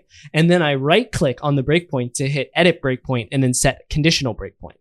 But actually, if you right click after breakpoint's already set, it won't show you the option for a log point. It'll only show you the option for breakpoint. So instead of left clicking the first time, don't you have a little drop down there? I do, but up at the top, I do have that, but I never saw that before. So what I'm going to do now though is instead of right clicking or left click, I'm going to right click and hit add log point, and that will just add the log point on there. Wow, I did not even. Yeah, it's hard to teach me stuff about DevTools because I kind of live there, but I just learned a new trick. That's crazy, man. This is super helpful. So we can just do, and then you said this input here is just essentially console.log at that specific point in the code. Yeah, right? And it's not just console.log for a specific object. It like passes a list of objects, so you can put like commas there or something. Oh, that's great. That is helpful. That is super helpful. And then I don't have to do the breakpoint and then go to console and then type console.log. I can just log it. That's super helpful, man. Wow. Very cool. All right, guys, not going to lie. This next episode 86, the X correlation between Franz and RCE, is one of the craziest episodes we've had this year. Unfortunately, there were a little bit of production issues with the mic and the audio quality is not super great, but the content is super great. So we still snagged a little segment. Feel free to jump through it if you need to. I know that the audio isn't fantastic, but Franz's research here on the X correlation ID headers or X request ID headers is just absolutely amazing. And the way that Franz and Matthias were able to turn this into so many RCEs and critical vulnerabilities and logging infrastructure is just really inspirational. So this clip speaks for itself. Let's go. From a blank perspective, not knowing the company that you're targeting, you need to figure out what type of header it's actually being used for the correlation. Okay. One way to look at it is looking at responses. They might serve you a unique correlation ID just because you made a request. Mm-hmm. Another one is you can see it in the access control headers. So you can see okay, we allow these certain headers, and one of them being the or in this case transaction ID, but they could be named. And that's typically in those scenarios where you're dealing with a cross-origin API. Oh yeah, absolutely. Okay. Yeah, and so these access allow headers are perfect for understanding what type of headers do they actually need to work from the front-end side or client side. That's solid. Yeah. Yeah. Another one is this is the perfect thing. As soon as you see reflection. Especially when you don't have a validated format, in this case, whatever, this is gold. Okay. And it doesn't necessarily mean that you will hit gold on every single request. Mm-hmm. It means that this will follow at some, if you find some obscure, you're doing a lot of payment things. Yeah. Yeah. Oh yeah. This is the place, because there will be SSH keys, signing credit cards, and it's kind of. I've definitely seen this sort of thing before, and I'm not sure if we're going to release this on audio or whether we're just going to do it on YouTube since there's a visual component. Yeah. But the service transaction ID that he has included here on the request side, right, as an HTTP header, is also being reflected in the response with the exact text. So there's no UID validation. There's nothing like that. Exactly. And this gives you a lot of flexibility. Absolutely. Absolutely. And this tells me that this has gone, in the backend and behaved as this is our request ID. Mm-hmm. And we will keep this request ID and we'll also reflect it back to you. Yeah, I know. Shit, I've seen this. I've seen this many times. Of course, yeah. Now what? So what I did is I started fast. I removed the existing one and then I just put in, a lot of shit characters. But we don't know where we're going to end up, right? We don't know what context. We could be in SQL. We could be in file system. We could be in, a command. We could be in, whatever. We don't know. Okay. Event JSON, whatever. So we need multiple tactics. We need to be smart in the fuzzing so we can figure out some parts at least. Mm. And one way is trigger errors. Basically, you put in a lot of, crazy characters all over the place. And then, are you just doing an ASCII fuzz list? I have all of the ASCII characters URL encoded, and then I'll apply a URL decoder. Or I basically do these. Do you literally just type in fuzz? No. I do single quote, double quote, percentage sign, all of these things where if that one, a percentage sign, for example, if that one triggers an error, it could be two things. It could be sprintf, or it could be a URL. Yeah. Yeah. Those are basically.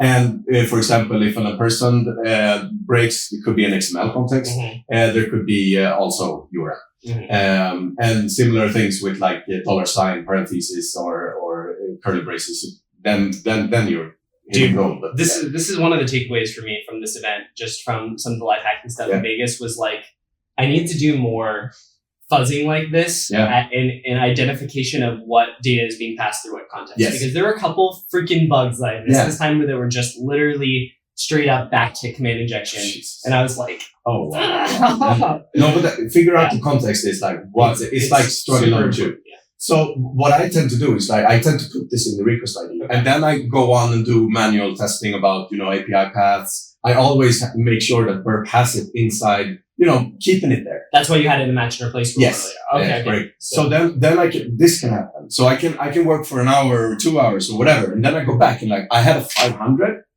What is the 500? Why did that happen? Why are you doing this to me, man? This is of course this is what you gotta do, man.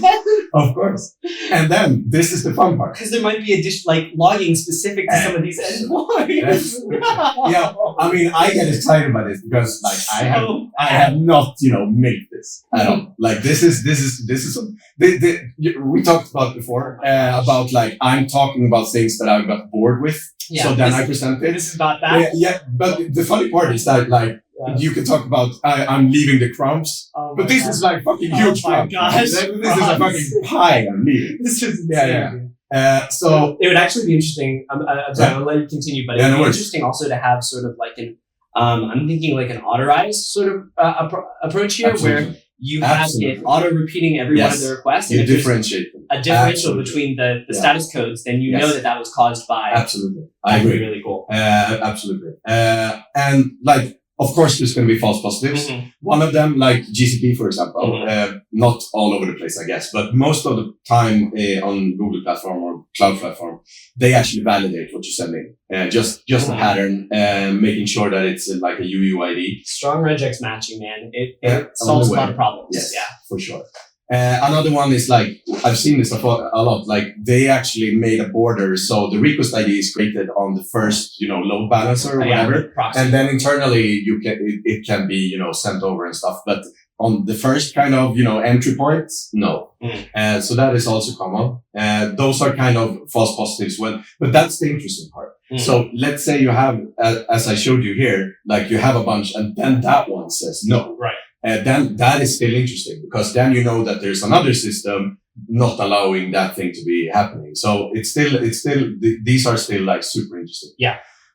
Okay. We had no idea what we were doing at first. It was just breaking and we were where are we? We're probably in a path or whatever. But then we kind of, let's just go through what we found. Okay. Because these are fun. Let's get to it. Okay. First, path traverse arbitrary fiber. Oh, no. And this one, I love this one. So, yeah.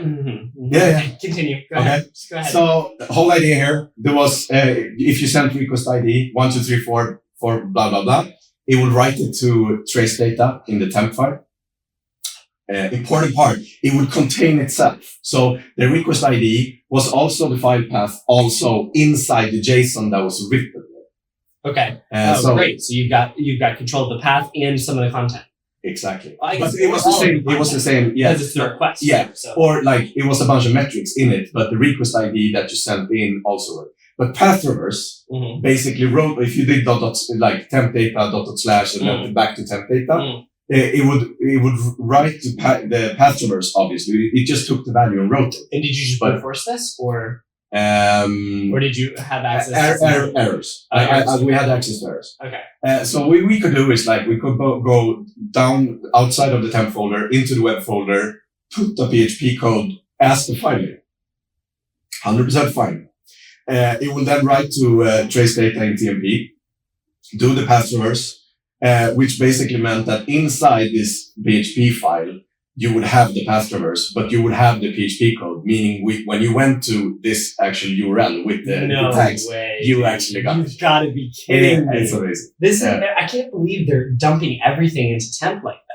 So they have a worker. Afterwards? Is there a race condition or something? They have workers that dump this data into the temp, and then they have something picking it up from the temp folder and then sending it asynchronously. Okay. So the script itself doesn't need to connect to a logging thing. They just need to dump a file in the trace. Okay. Yeah. So that's why. So I love that you have to raise file name too. Yeah. Exactly. It's perfect. Another thing we found was header injection. Okay. Which is basically you provide, they will URL decode the header when they actually did something with it. So we had a client-side request, added our request ID. It went into an API proxy. We injected a header there because the URL decoded the header. And then the backend service basically. So in this case, we're supposed to see account 123. But just because the request ID was above it will always take the first header with that name if you get 2 of them. So then you can inject another account and then you're getting their data instead. That's nuts. Did you try like request splitting there? I guess it's kind of like response splitting, but did you try like smuggling in another request? Because I feel like you could almost do DC. You can absolutely do DC, but no, because you just got. I mean, you got. I mean, bypass. So yeah, exactly. But you're 100% right. Yeah. The thing we could, we could probably go for it. Seriously, we're gonna get that target afterwards. Absolutely. Yeah. Another one was Java. So Soros Dalilis made Soros made a awesome tweet back in like 4 years ago. And basically he says that like if you have 0, 0 D in Java, sometimes that will actually turn into, 0, 0, 0 D, 0, 0, 0 A. And or 0, 1, 0 D turns into 0, 0, 0 D. Which basically means that you can send in C4 8D, C4 8A, and it will be a new line parsed by Java. Dude, I've seen this also. This came in handy really recently with a JavaScript attack that I was doing, because there's a similar weird Unicode sequence in JavaScript. It's Unicode code point 2028. Yeah, we'll just drop a new line. So I love all these separator or something. What is it? Is it paragraph separator? Yeah, something like that. Yeah. And I love that these work in all these various languages. We need to create like a list of these because depending on the context, there's a lot of weird. There's a lot of them. Yeah. And he gives some other examples. There was right there. Yeah. Right there. Suresh drops it as well. Okay, nice. It's awesome. Another thing is playing a simple OS. Dude, where are you finding all these? I'll let you know after. Gosh, Franz. All right. People are doing janky stuff with. Yeah, I know. I love it. Are you kidding me? What? No. Yeah. Dude, this is like. It's amazing. Oh my gosh, this is like that Ruby thing that happened a couple years ago with the user agent, where you could just literally put a command injection payload in the user agent. This was Matthias, by the way, so I'm not taking credit for it. Matthias. Because I'm like, no freaking way. Dude, that's insane. Yeah. Alrighty, y'all. Maybe I'm a little biased, but this next clip, Hacker Wife Mariah Gardner on bug bounty mentality and relationships, episode 87, I think it's pretty great. Maybe it's because it's Mariah. I don't know. But I picked this one. I'm not gonna lie, I picked this one because I think it's amazing that Mariah, after 7 years of marriage, has absorbed so much information about hacking that she will come on a podcast and talk about it in front of thousands and thousands of people. And this was one of our top episodes of this year. Mariah seemed to be pretty popular with the crowd. So I appreciate all y'all's support. And I hope you enjoy this segment of my sweet wife trying to answer technical questions about bug bounty. I think you'll do great. So let's go ahead and start it out. First question. What are the 2 primary HTTP proxy softwares? Oh my gosh. Okay. HTTP proxy softwares, so Burp and Kaido. Burp and Kaido, that's right, correct. Ding, ding, ding, 1 point, Mariah. Easy. That's not even a technical question. Yeah. Okay, they're coming, don't worry. I'm not going to go down the list in order. What are the happy bug bounty report states? Like what are the on HackerOne? Is happy an acronym? No, it's not an acronym. What are the states of a report on HackerOne that like triage? Is that what you're talking about? Yeah, okay. Triage is one. What are some of the other ones? Do you know any of the other ones? Triaged only. I got a dupe. That's not a happy state. Not a happy one. Just that good ones? Yeah. Can you give me any? Triaged and paid? Triaged and paid. Paid is not a state. Okay. So resolved is the state. Resolved. There you go. Very nice, Mariah. The other one is pending program review. That's like the program needs to go. So it's been triaged by the company and by HackerOne, and then the company needs to go and review it. Pending program review, right? Cool. I was trying to be more like program agnostic. Oh, okay. HackerOne's not the only one that like triages reports. That's true. Yeah, you're right. Okay, so what about the sad bug bounty states? You said one of them. Dupe for sure. What's the one? The not applicable one. Not applicable. Is it applicable? Is that the right word? Not applicable. Yeah. Ah! NA. Yep. Out of scope. Add a scope. Yep. That's not a state, but it is a delegation. Did they ever just send you a thumbs down? And there's one that starts with an I that I think you know. I'm sure I do. I didn't hear you say it. Inconceivable. Inconceivable? That's actually when it's critical. They give you an I. Inconceivable.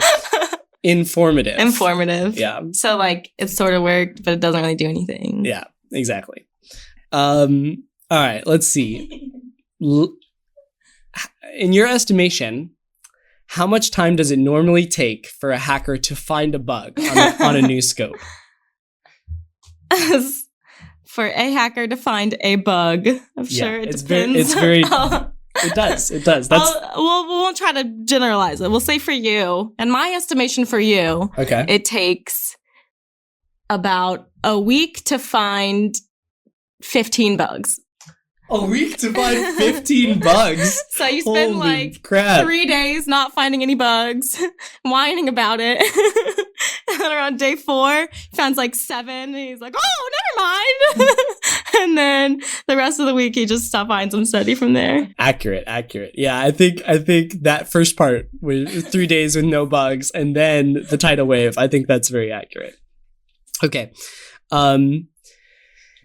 I'm not sure if I've talked to you about this level of nuance, but let me ask you this, okay? So, there's CVSS, right? That's how we rate the vulnerabilities. Oh, I know CVSS. There's a metric in CVSS called privilege required, okay?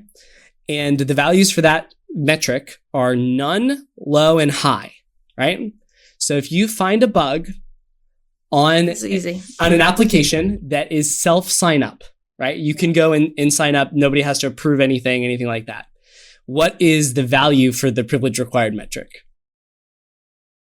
If you have to sign up, it should be low. No privilege. No, Mariah. No. You have committed the fatal error. It's none. It's none. Yeah. Well, we like to think it's none. For any of you program managers listening out there, this is not an endorsement. Just because she says that doesn't mean I'm going to accept it. You have to be a user. That means isn't that by definition? Yeah, but privilege required. So don't give me that look. Don't give me that look. The attack starts from where you can define from where the attack starts. So you could actually make a. Wait, stop. I can explain this totally fine to anyone else. When you are creating the steps to reproduce the attack, you can just say, okay, first step is sign up for an account. And since there's no inhibitor, you can just go through the steps. You can just make up an email and right, exactly, and go through the process. Sure. And so it would start with privilege required none. So just to check. In general, if you are it's not creating, a prerequisite. Yeah. But if you're creating a report in general, do you always get to decide from where the attack starts? Ignore the first half of this attack. This isn't actually the attack. No. I mean, there's no preconditions is all I'm saying. It's a precondition related Wait, problem. don't look at the first half, but the attack actually starts here? No, is that a normal? No, okay. Denied. Moving along. You don't get to talk on this anymore. Do not hold this against me, Bug Bounty community. I'm just checking. I'm trying my best here, okay? I'm trying to understand. Where is this light coming from? It's that corner right there. Is it that corner? Yep. All right, I'm going to adjust that real quick. Yo, y'all, exciting announcement real quick. We are finally launching the CTBB Podcast swag store. Yeah, that's right. The shirts that Joel and I have been wearing on the pod for the past couple months will finally be available for y'all to purchase at ctbb.show/swag. We gave out quite a few of them at DEF CON, but if you didn't get your hands on one or maybe you want some more, then definitely check out the swag store. Also, if you're a critical thinker on Discord, then check the Discord channel because you'll have a discount code available for you there. Or maybe this is a good opportunity for you to sign up and become a critical thinker if you're not already, because you'll get a great discount on the swag if you do so. All right, cool. I think that's a wrap. Anything else I need to tell you about that? I don't think so. All right, cool. Back to the pod. Let's go. Okay, next one. We're getting technical now, okay? Okay. What is an IDOR vulnerability? An IDOR is an indirect object reference. Yeah, indirect. IDORs I like. Oh, it's not object? No. insecure direct object reference. Oh no. Okay, no, that makes more sense though. That was pretty close though. An example. Can I do an example? Yeah, of an please IDOR? give me an example. An example yes. of an IDOR is when you're on a site, right? Mhm. It's got really bad security, so it's got lots of IDORs. Yep. And it'll say like in the URL or something, it can have like user equals and then like a number. Yeah.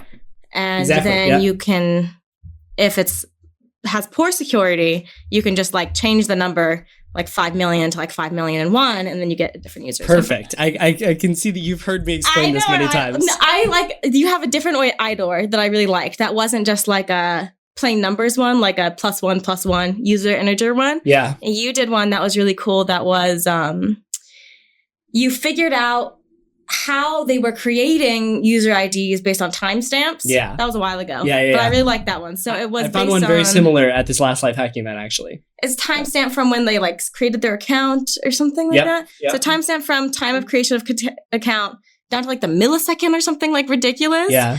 And then you like figured out, you just guessed that that's how they did it, and you figured it out, and it was like a really long string of numbers, but it was an IDOR. This is such a cute explanation of all this. No, it's a good explanation. No, it's very That's good. how No, it it's very works. good. You just described, I believe, what is a UUID v1 sandwich attack or IDOR. So that's The sandwich great. attack. That's what it was. You know. I should have remembered. Yeah, your specialty. Yeah. Okay. Let me see what else we got here. What I kind of already covered this, but what is CVSS? Do you know what CVSS is? Let me see if I can. You don't have to give me the acronym. No, I but- kind of want to know the acronym because CVS is like the scoring system of whether or not something Yes. is, from informative to critical. And I'm actually going to look it up. I think it's Common Vulnerability Scoring System. Yeah, it is. Scoring system.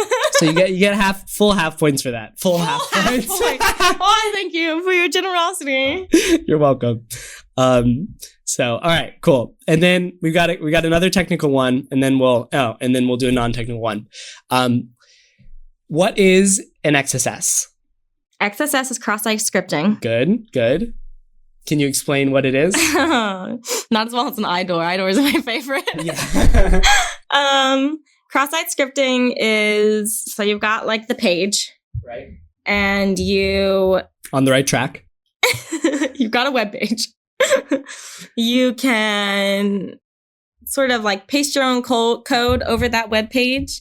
So if you send someone a link, you can make them traverse through your malicious code to the web page and have like both, like it's like a package deal. that is somewhat accurate. Yeah, exactly. So you've got your malicious page. Yeah. And then how does the package deal? Well, they go through your link. Okay, yes, exactly. They go through the link on our attacker page, and then it's still like then what does the it do to their website's website? Link. Yes, it's their website's link. Yes. Instead of like badguy.rhinoradar.com. Yes. It's still like the good Oh my link. gosh, I need to register that right now. I need to put that DNS Just before entry it in. airs, you've got time. Badguy.rhinoradar.com. That's perfect. And that is where I'm going to host all of my POCs from now on. Yeah. So then you're right. So they click our malicious link that was on our website. Yep. And then what happens to their website? Sucks up the bad website. It sucks up the bad website. And then they can only interact with the bad good website. Yeah. I mean, that's pretty accurate because what you're doing is you're running code on their website, right? Yeah. Is that what you meant to say? But it's not, you haven't actually changed the website. That's right. It's only in the victim's browser, right? Other people aren't seeing it. Yeah, that's accurate. Yeah. Very good. It's Very like a good. hat. Very good, sweetheart. You rocked it. Okay, last one. What is a good range for low, medium, high, and crit bounties? Good bounty range for each thing. Yeah. Low should be at least 8K. What? Oh my gosh. Okay. Well, you said I answered two like not pro hacker No, on no, the no. other one. You're so doing great. I'm coming in pro hacker. You are doing perfectly. Okay, so we're talking about like what would I expect to see, not what is like would be good, because like would be good is probably higher in general. Yes. What is like maybe a if you look at a program, you're like, oh, that's a pretty good bounty table. When I look at my programs, what I'm looking for is like at least 1K for lows. 1K for lows. Okay, right? great. Like out of the hundreds, I feel like is pretty good. Okay, yeah. Mediums around 5K. I'm pretty sure I've heard you say. Okay, you're doing great. You're right on the money at this point. Highs. I guess I don't. It varies a lot from program to program. The jump between a medium and a high, right? It does, yes. So like 8K to 10K highs. 10K, yeah, sure. 10K can be some crits too. So I'm sure there's like a. There are definitely programs that pay 10K crits. And I personally kind of like a really wide range for crits. Like 10K does feel like a crit payout to me, but also like 30K. Would be to 100K crit payouts. Like some of these companies should definitely be paying 100K for. Yeah. Shopify has, I think, like 25 or maybe it's 50 to 200K for crits. And so 50 is their lowest crit. You may not ever get them to pay it because of the way that their vulnerability rating system works. But the fact that it does exist, and I have seen them pay it a couple times. So that's a pretty big range. So you like the bigger ranges on the crits? You know, I do. I'd rather be paid as a hacker, right? I'd rather be paid out 10K for a crit than never be paid out 50K for a crit. Yeah, absolutely. Right. Yeah. That's just my personal. I agree. I think that's a great approach. All right, so that's all I had for my questions. You did very well. I'm going to give you a little round of applause here. Those were like very, very gettable. Yeah, I think you did well. All right, speaking of people I love, we've got my boy Brandon, my mentee, close to my heart. And he's going to be featured in this next clip, 0 to LHE in 9 months, featuring Grep Me, episode 91. In this one, we're talking a lot about attack vector ideation and how he really uses his checklist and his attack vector ideation to the checklist and then coming back to it so that he's not getting distracted and running around there like an ADHD hacker. I think he's really got that methodology down pat, and I think a lot of people could really learn from how he approaches that. So hope you guys enjoy this one. I went to Vegas and I attended Ben Nahamsek's talk, and he'd done a talk on SSRF, and the talk was really good. It had some workshops in there as well, all good stuff. And not that the techniques were anything new to me, but I had the very, very harsh realization of why aren't I looking for SSRF? The talk was on SSRF. And I sat there and I couldn't answer it. And I felt a bit silly because I just thought there's no reason for me not to look for this. I've experienced exploiting it in the past in a pen test context. I just never bothered looking for it. So I took that away and I was like, right, okay, let's try and find some SSRF. And then for 3 weeks solid, I think it was, I escalated 3 SSRFs into RCEs with Alex Chapman for 3 weeks. I was like one a week, which was incredible. And all headless browser exploitation, obviously that's Alex's jam. But yeah, it just occurred to me, like, if you have experience or some competitive edge around whether it be a target or a run class, don't disregard that, because that's knowledge and experience you can very easily put to use with the right mindset when approaching a target. That was my biggest takeaway. This extends to industry as well, right? Like if you, before you were a hacker, have experience in whatever industry, the financing industry, the construction industry, you know, the pharmaceutical industry, right? There are almost certainly bug bounty programs out there that will utilize those terms or the requirements of that, you know, field, the specific knowledge of that field, which is really, really helpful for you and gives you a competitive edge. That's something that me, you know, as somebody who's been forced to look at so many targets because of live hacking events, like it became a little bit less important to me, because I'm like, well, you know, if HackerOne or BugCrowd or wherever is going to just point me at these targets, I got to be able to hack it. But you know, when I'm in my off time, when I'm not hacking for these live hacking events, you know, working on targets where I have, you know, industry specific knowledge could be fun. So I'm gonna see, man, maybe there's some real estate websites that I can go hack or something like that. I can tell you right now, I can list some off which are private, but you most definitely have access to them. There's a few. Man. I know there's a few. Huh. I hadn't really thought about that. So coming back to what you said though, you mentioned a checklist. And I know that you are very structured, and I don't know that we've actually talked about this, but I know that you're very structured, that you take really good notes. Do you actually use a Vuln class checklist, or are you is your checklist mostly like attack vector ideation, then that goes on the checklist, and then I'm checking those off one by one? Yeah. So when I approach a target where I've had previous experience pen testing and have like a base grounding on not every, but most vuln classes, I use a threat model approach on targets. So I go on the application, sign up, unlock everything I possibly can, every single flow, go through everything. And then once I have that context as a normal user, I'll start going through my burp history and playing around with the app. And when I start peeling back the layers, I try and put down every single possible attack vector, no matter how stupid it might sound. Put down the attack vector, whether that be because the functionality is sketchy, whether they're using a specific technology, whether the architecture lends itself to that, whatever it might be.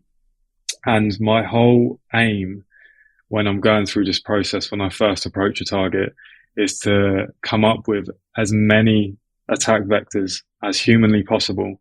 So when I'm then hacking the target, I have a massive list of inspiration I can actually look at and just get really creative with and tick off one by one. And the idea is that it is a living, breathing list document, which I can never finish, because the more familiar you get with something, the more ideas you should have.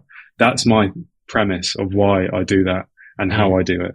And for me personally, with the way I work and needing notes just to do any basic function of life in general, it's been quite successful. And you can pick back up on a target. You can look at this list and go, okay, I didn't really try that last time, but it's on my list. And then you can start going down that route. And I feel like if you are in a part-time capacity and your time is quite sporadic and you can't just hit a target for 2-3 days solid, that very much lends itself towards that. It's very, very useful. Yeah. Wow. I think this, if I had to guess, obviously there's a lot of things going for you over this past 10 months that have worked out well. But if I had to guess, I think this is probably the number one thing that it has served you well, is your dedication to attack vector ideation. And it's starting to click with me a little bit now, because I've heard you talk about this time and time again. And I've even put it in some of these presentations that I've been doing at DEF CON and just yesterday for the Critical Thinkers. The importance of attack vector ideation and how pivotal that is. I think it's probably the most underrated skill in bug bounty. And it seems like you have a good system for that. You start preloading this list, you get this massive list, right? And then you start working on the items, and you allow your creativity to trigger, and you allow yourself to go down different paths. And then when you get to a dead end, a lot of people that aren't creating this massive list, they're just getting stuck, and they're saying, okay, well, I'm kind of, that didn't pan out. I don't know where to go next. But for you, you've got this document where you say, all right, I don't know where to go next. Back to the next item on the list. And then you start from there. That's really powerful, dude. Quick, someone called the doctor, because this next clip is of Dr. Bowman from the episode A Chat with Dr. Bowman, Life as a Hacker and a Doctor, episode 93. And our boy Jonathan dropped some really helpful tips on the importance of having a process in place to get at that mobile API space. Because there's a lot of friction to it sometimes, and a lot of hackers shy away from it because they don't have a process, they haven't even thought about it, they're just opening up a can of worms. And by the time they get to it, they want to be hacking, not setting up, emulators and stuff like that. So Jonathan gives you his flow for how exactly to get a iOS and Android app environment set up to reduce that friction and making sure you're not missing out some of that juicy scope that's there. So enjoy this one, y'all. So pivoting a little bit, you mentioned before that one of the early things you did earlier with Amazon was breaking apart the Android mobile app and kind of diving into that a little bit, understanding how the APIs work to build this website or whatever that was going to make you a millionaire. And I think you've done a pretty good job as well, just looking, like talking to you at the live hack events and seeing the kind of bugs you're finding, of looking at that peripheral scope of Android and iOS. And I think a lot of people go down the Android route, but not as many people go down the iOS route. So can you talk about your methodology with iOS apps and how you're approaching that to attack these bigger organizations? Yeah, so it's really important, I think, as a bug bounty hunter to have an iPad that is jailbroken and to have an Android that you can use to easily man in the middle. Because if it's too big of a hassle to man in the middle all those apps, you don't do it, or you lose too much time. If it's super easy to do, then you, for example, in a live hack event, you get the new scope. You see, okay, we've got 6 apps there. We got some websites. Okay, let's install those apps right now on my iPad and on my Android. Wait for 5 minutes and then come back and then just start trying to man in the middle then and see what's traffic.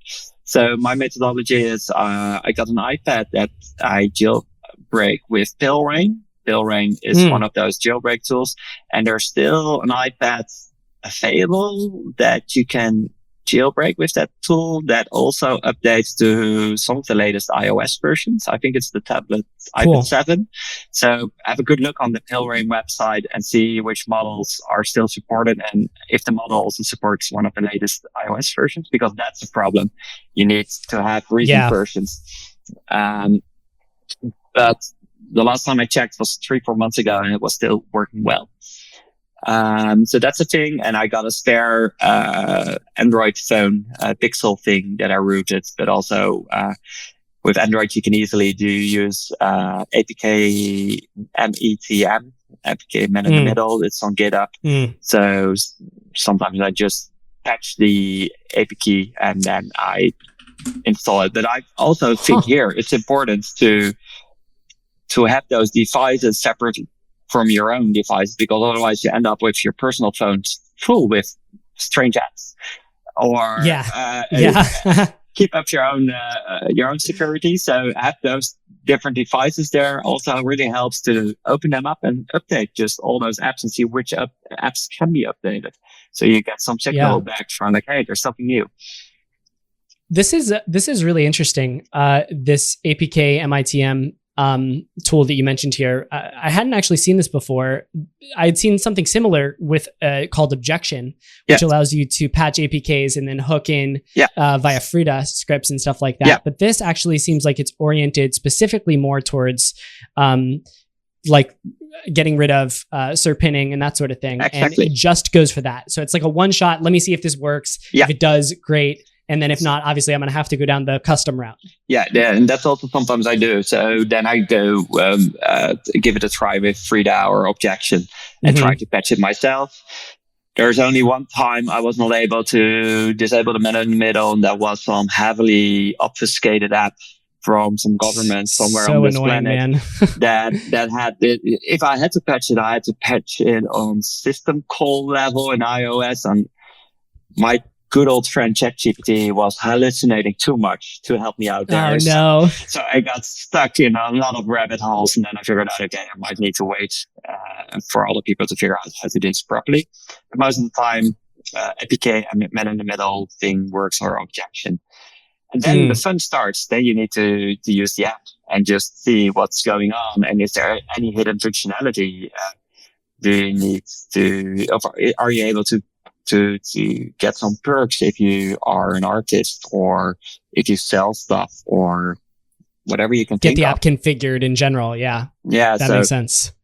So that's most of my time I spend on is understanding how an application works, or where are the edge cases. I really like what you said here is get some framework in your brain for both for both Android and iOS, where it reduces friction to get to the man in the middle point, right? Because a lot of the value for us as web hackers is looking at these APIs and what kind of different APIs the mobile app is using as compared to the web, right? And so if you have a system in place, okay, we download the APK, or on the device, we pull it off with ADB, we run METM APK or whatever the name of the thing is to patch it, and then we send it along, and if it works, great. If it doesn't, fine. Just having that in place and not having to think about that whole thing, and the same flow for iOS opens up scope for you when it's easy, and when it's not, you can go a different route, or you can choose to double click in. Exactly. And one other important advice is have two of those tablets, because one day one will break and you will have a lot of stress. So I got two iPads, I got two Pixels, and that removes all the stress for me, that if something is bricked, because it's all jailbreaks, it's all, you try to update them and then see if Pilrain still works. And you don't want to endure this moments of truth. No, you want to say like, okay, I got my backup here. It's working. If I break this one, I still got my backup there. So that's also an important lesson I learned. I imagine that helps as well for like cross-user testing. Like you don't have to go log out of the app on this one and log into it on that one. And like, all right, now I'm just trying to use 2 sessions on one iPad. You know, it's like, oh, geez. Exactly.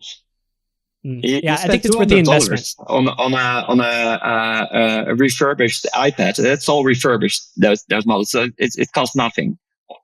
You can buy them on Amazon.com. You buy them on Amazon. This was not sponsored by Amazon.com. Please click my affiliate link below. No. My gosh. Give up your dream, Jonathan. Don't you're never going to become an Amazon affiliate. Oh my gosh. Alrighty, y'all. Yes, it is still Justin here, but this time I'm wearing my hat. Why am I wearing my hat in my new accent, you might ask? Well, that is because of this next episode being Back to the Basics, Web Fundamentals to 100K a Year in Bug Bounty, episode 99, where I'm sporting this nice cap. And that makes me want to use this accent. All right, guys, I gave it a shot. I'm sorry for those of you that are not on YouTube, and all of that just sounds crazy. But this last segment, this is from episode 99, pretty recent segment, and we grabbed 6 minutes here to talk about how important it is to feel confident going into a difficult technology stack and realize that the people that built this technology, that came up with this protocol, they're just humans like you, right? They're probably not that much smarter than you. Yeah, they're probably smarter than you, but they're probably not that much smarter than you, where you can't make up for that with a little bit of time, right? At least that's the perspective that I have. And then Roni was talking about in this segment as well, the importance of learning a new technology stack as a skill itself, because you are going to come up against so many different diverse technologies as a hacker. So good stuff there. Hope you guys enjoy this one. And there is something that you are grasping right now that I think a lot of beginners, but I know also a lot of really expert people in the field that are trying to get into bug bounty. So there are bug bounty beginners, but already expert in cybersecurity, is that the ability to find the good resources in order to help you exploit some vulnerabilities. Like the question that we get the most in our DMs is like, okay, where do I learn stuff? Like how I find the information.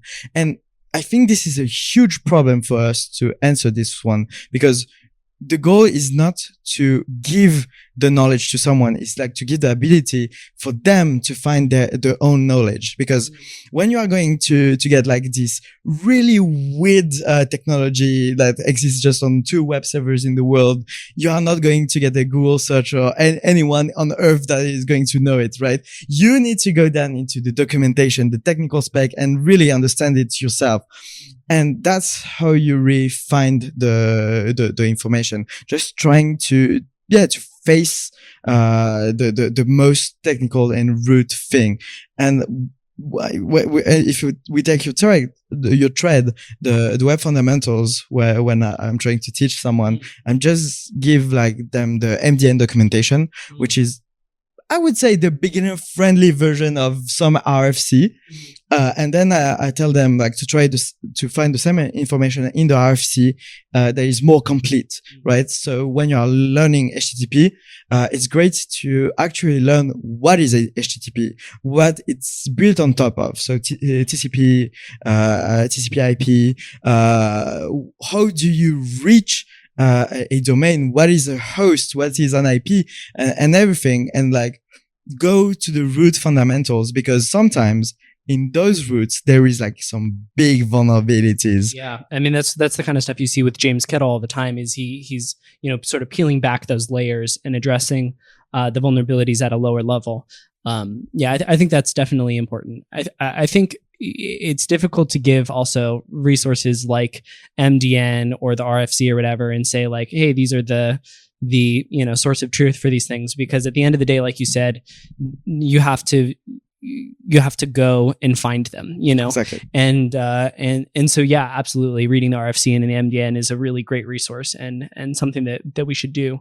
But there's also going to be, those random little forums out there, with some old Linux geezer, that knows that was there when this, obscure protocol was created, and you got to read that too. And so it's a lot of digging and a lot of, like you said, not necessarily being intimidated by these highly technical documents, because at the end of the day, this is what I always tell myself, when I'm shaking in my boots in front of like this, very scary target, is like, at the end of the day, somebody not that much smarter than me probably, wrote this whole thing. Right. Yes. Right. And, sure, there are some like, mega genius people out there that are just, leagues above us all. But I feel like given enough time, I can compensate for the difference, And so, remembering that these people aren't gods, that this is not something beyond my ability to grasp. We just have to put in the time to get there. So, yeah, I think. And then also, on the web fundamentals, just going back to the nuts and bolts of the web fundamentals, I think it's hard to know where to draw the line on those sort of things, right? Like, do I need to know what every single header does? Do I need to know what every single object on window, in the JS engine of Google, Chromium or whatever? Do I need to know what all this means? And the answer is no, but it wouldn't hurt, you can always spend more time going down that path. And that's one of the reasons why in this article, I outline, or in the tweet thread, I outline this ratio of hacking to learning, where in the beginning, you're going to be spending, 80% of your time or more on learning. But it's very important to get that, 20%, 10% of the time actually hacking, so where things are making a difference. And that's actually an interesting thing, like on like trying to learn everything, like where do you stop, like do you need every header? And I think like you need to learn enough to be able to manipulate yourself the data, and to be able to find back where you can learn for instance, like a specific header, you need to know where in the documentation you can find it back. That's a good point.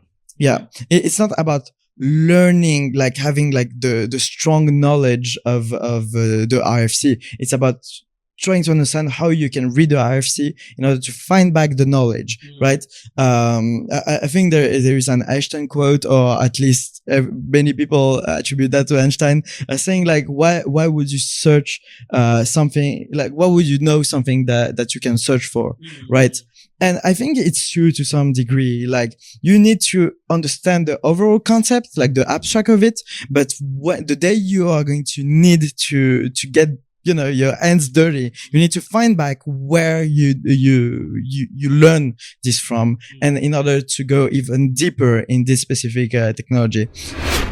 Alrighty, y'all, that's a wrap on the 2024 roll-up. Once again, shout out to the whole team that made it possible. Really appreciate it. It's been another year, guys, another amazing year of Critical Thinking Bug Bounty podcast, and I'm excited for 2025. We got a lot of really cool stuff in store. I'm in a new office, as you can see. I got my workout in today. I'm ready to go. I'm about to submit my accountability reports to the Full-Time Bug Bounty Hunters Guild and get hacking. So I'll see you out there in the programs, y'all.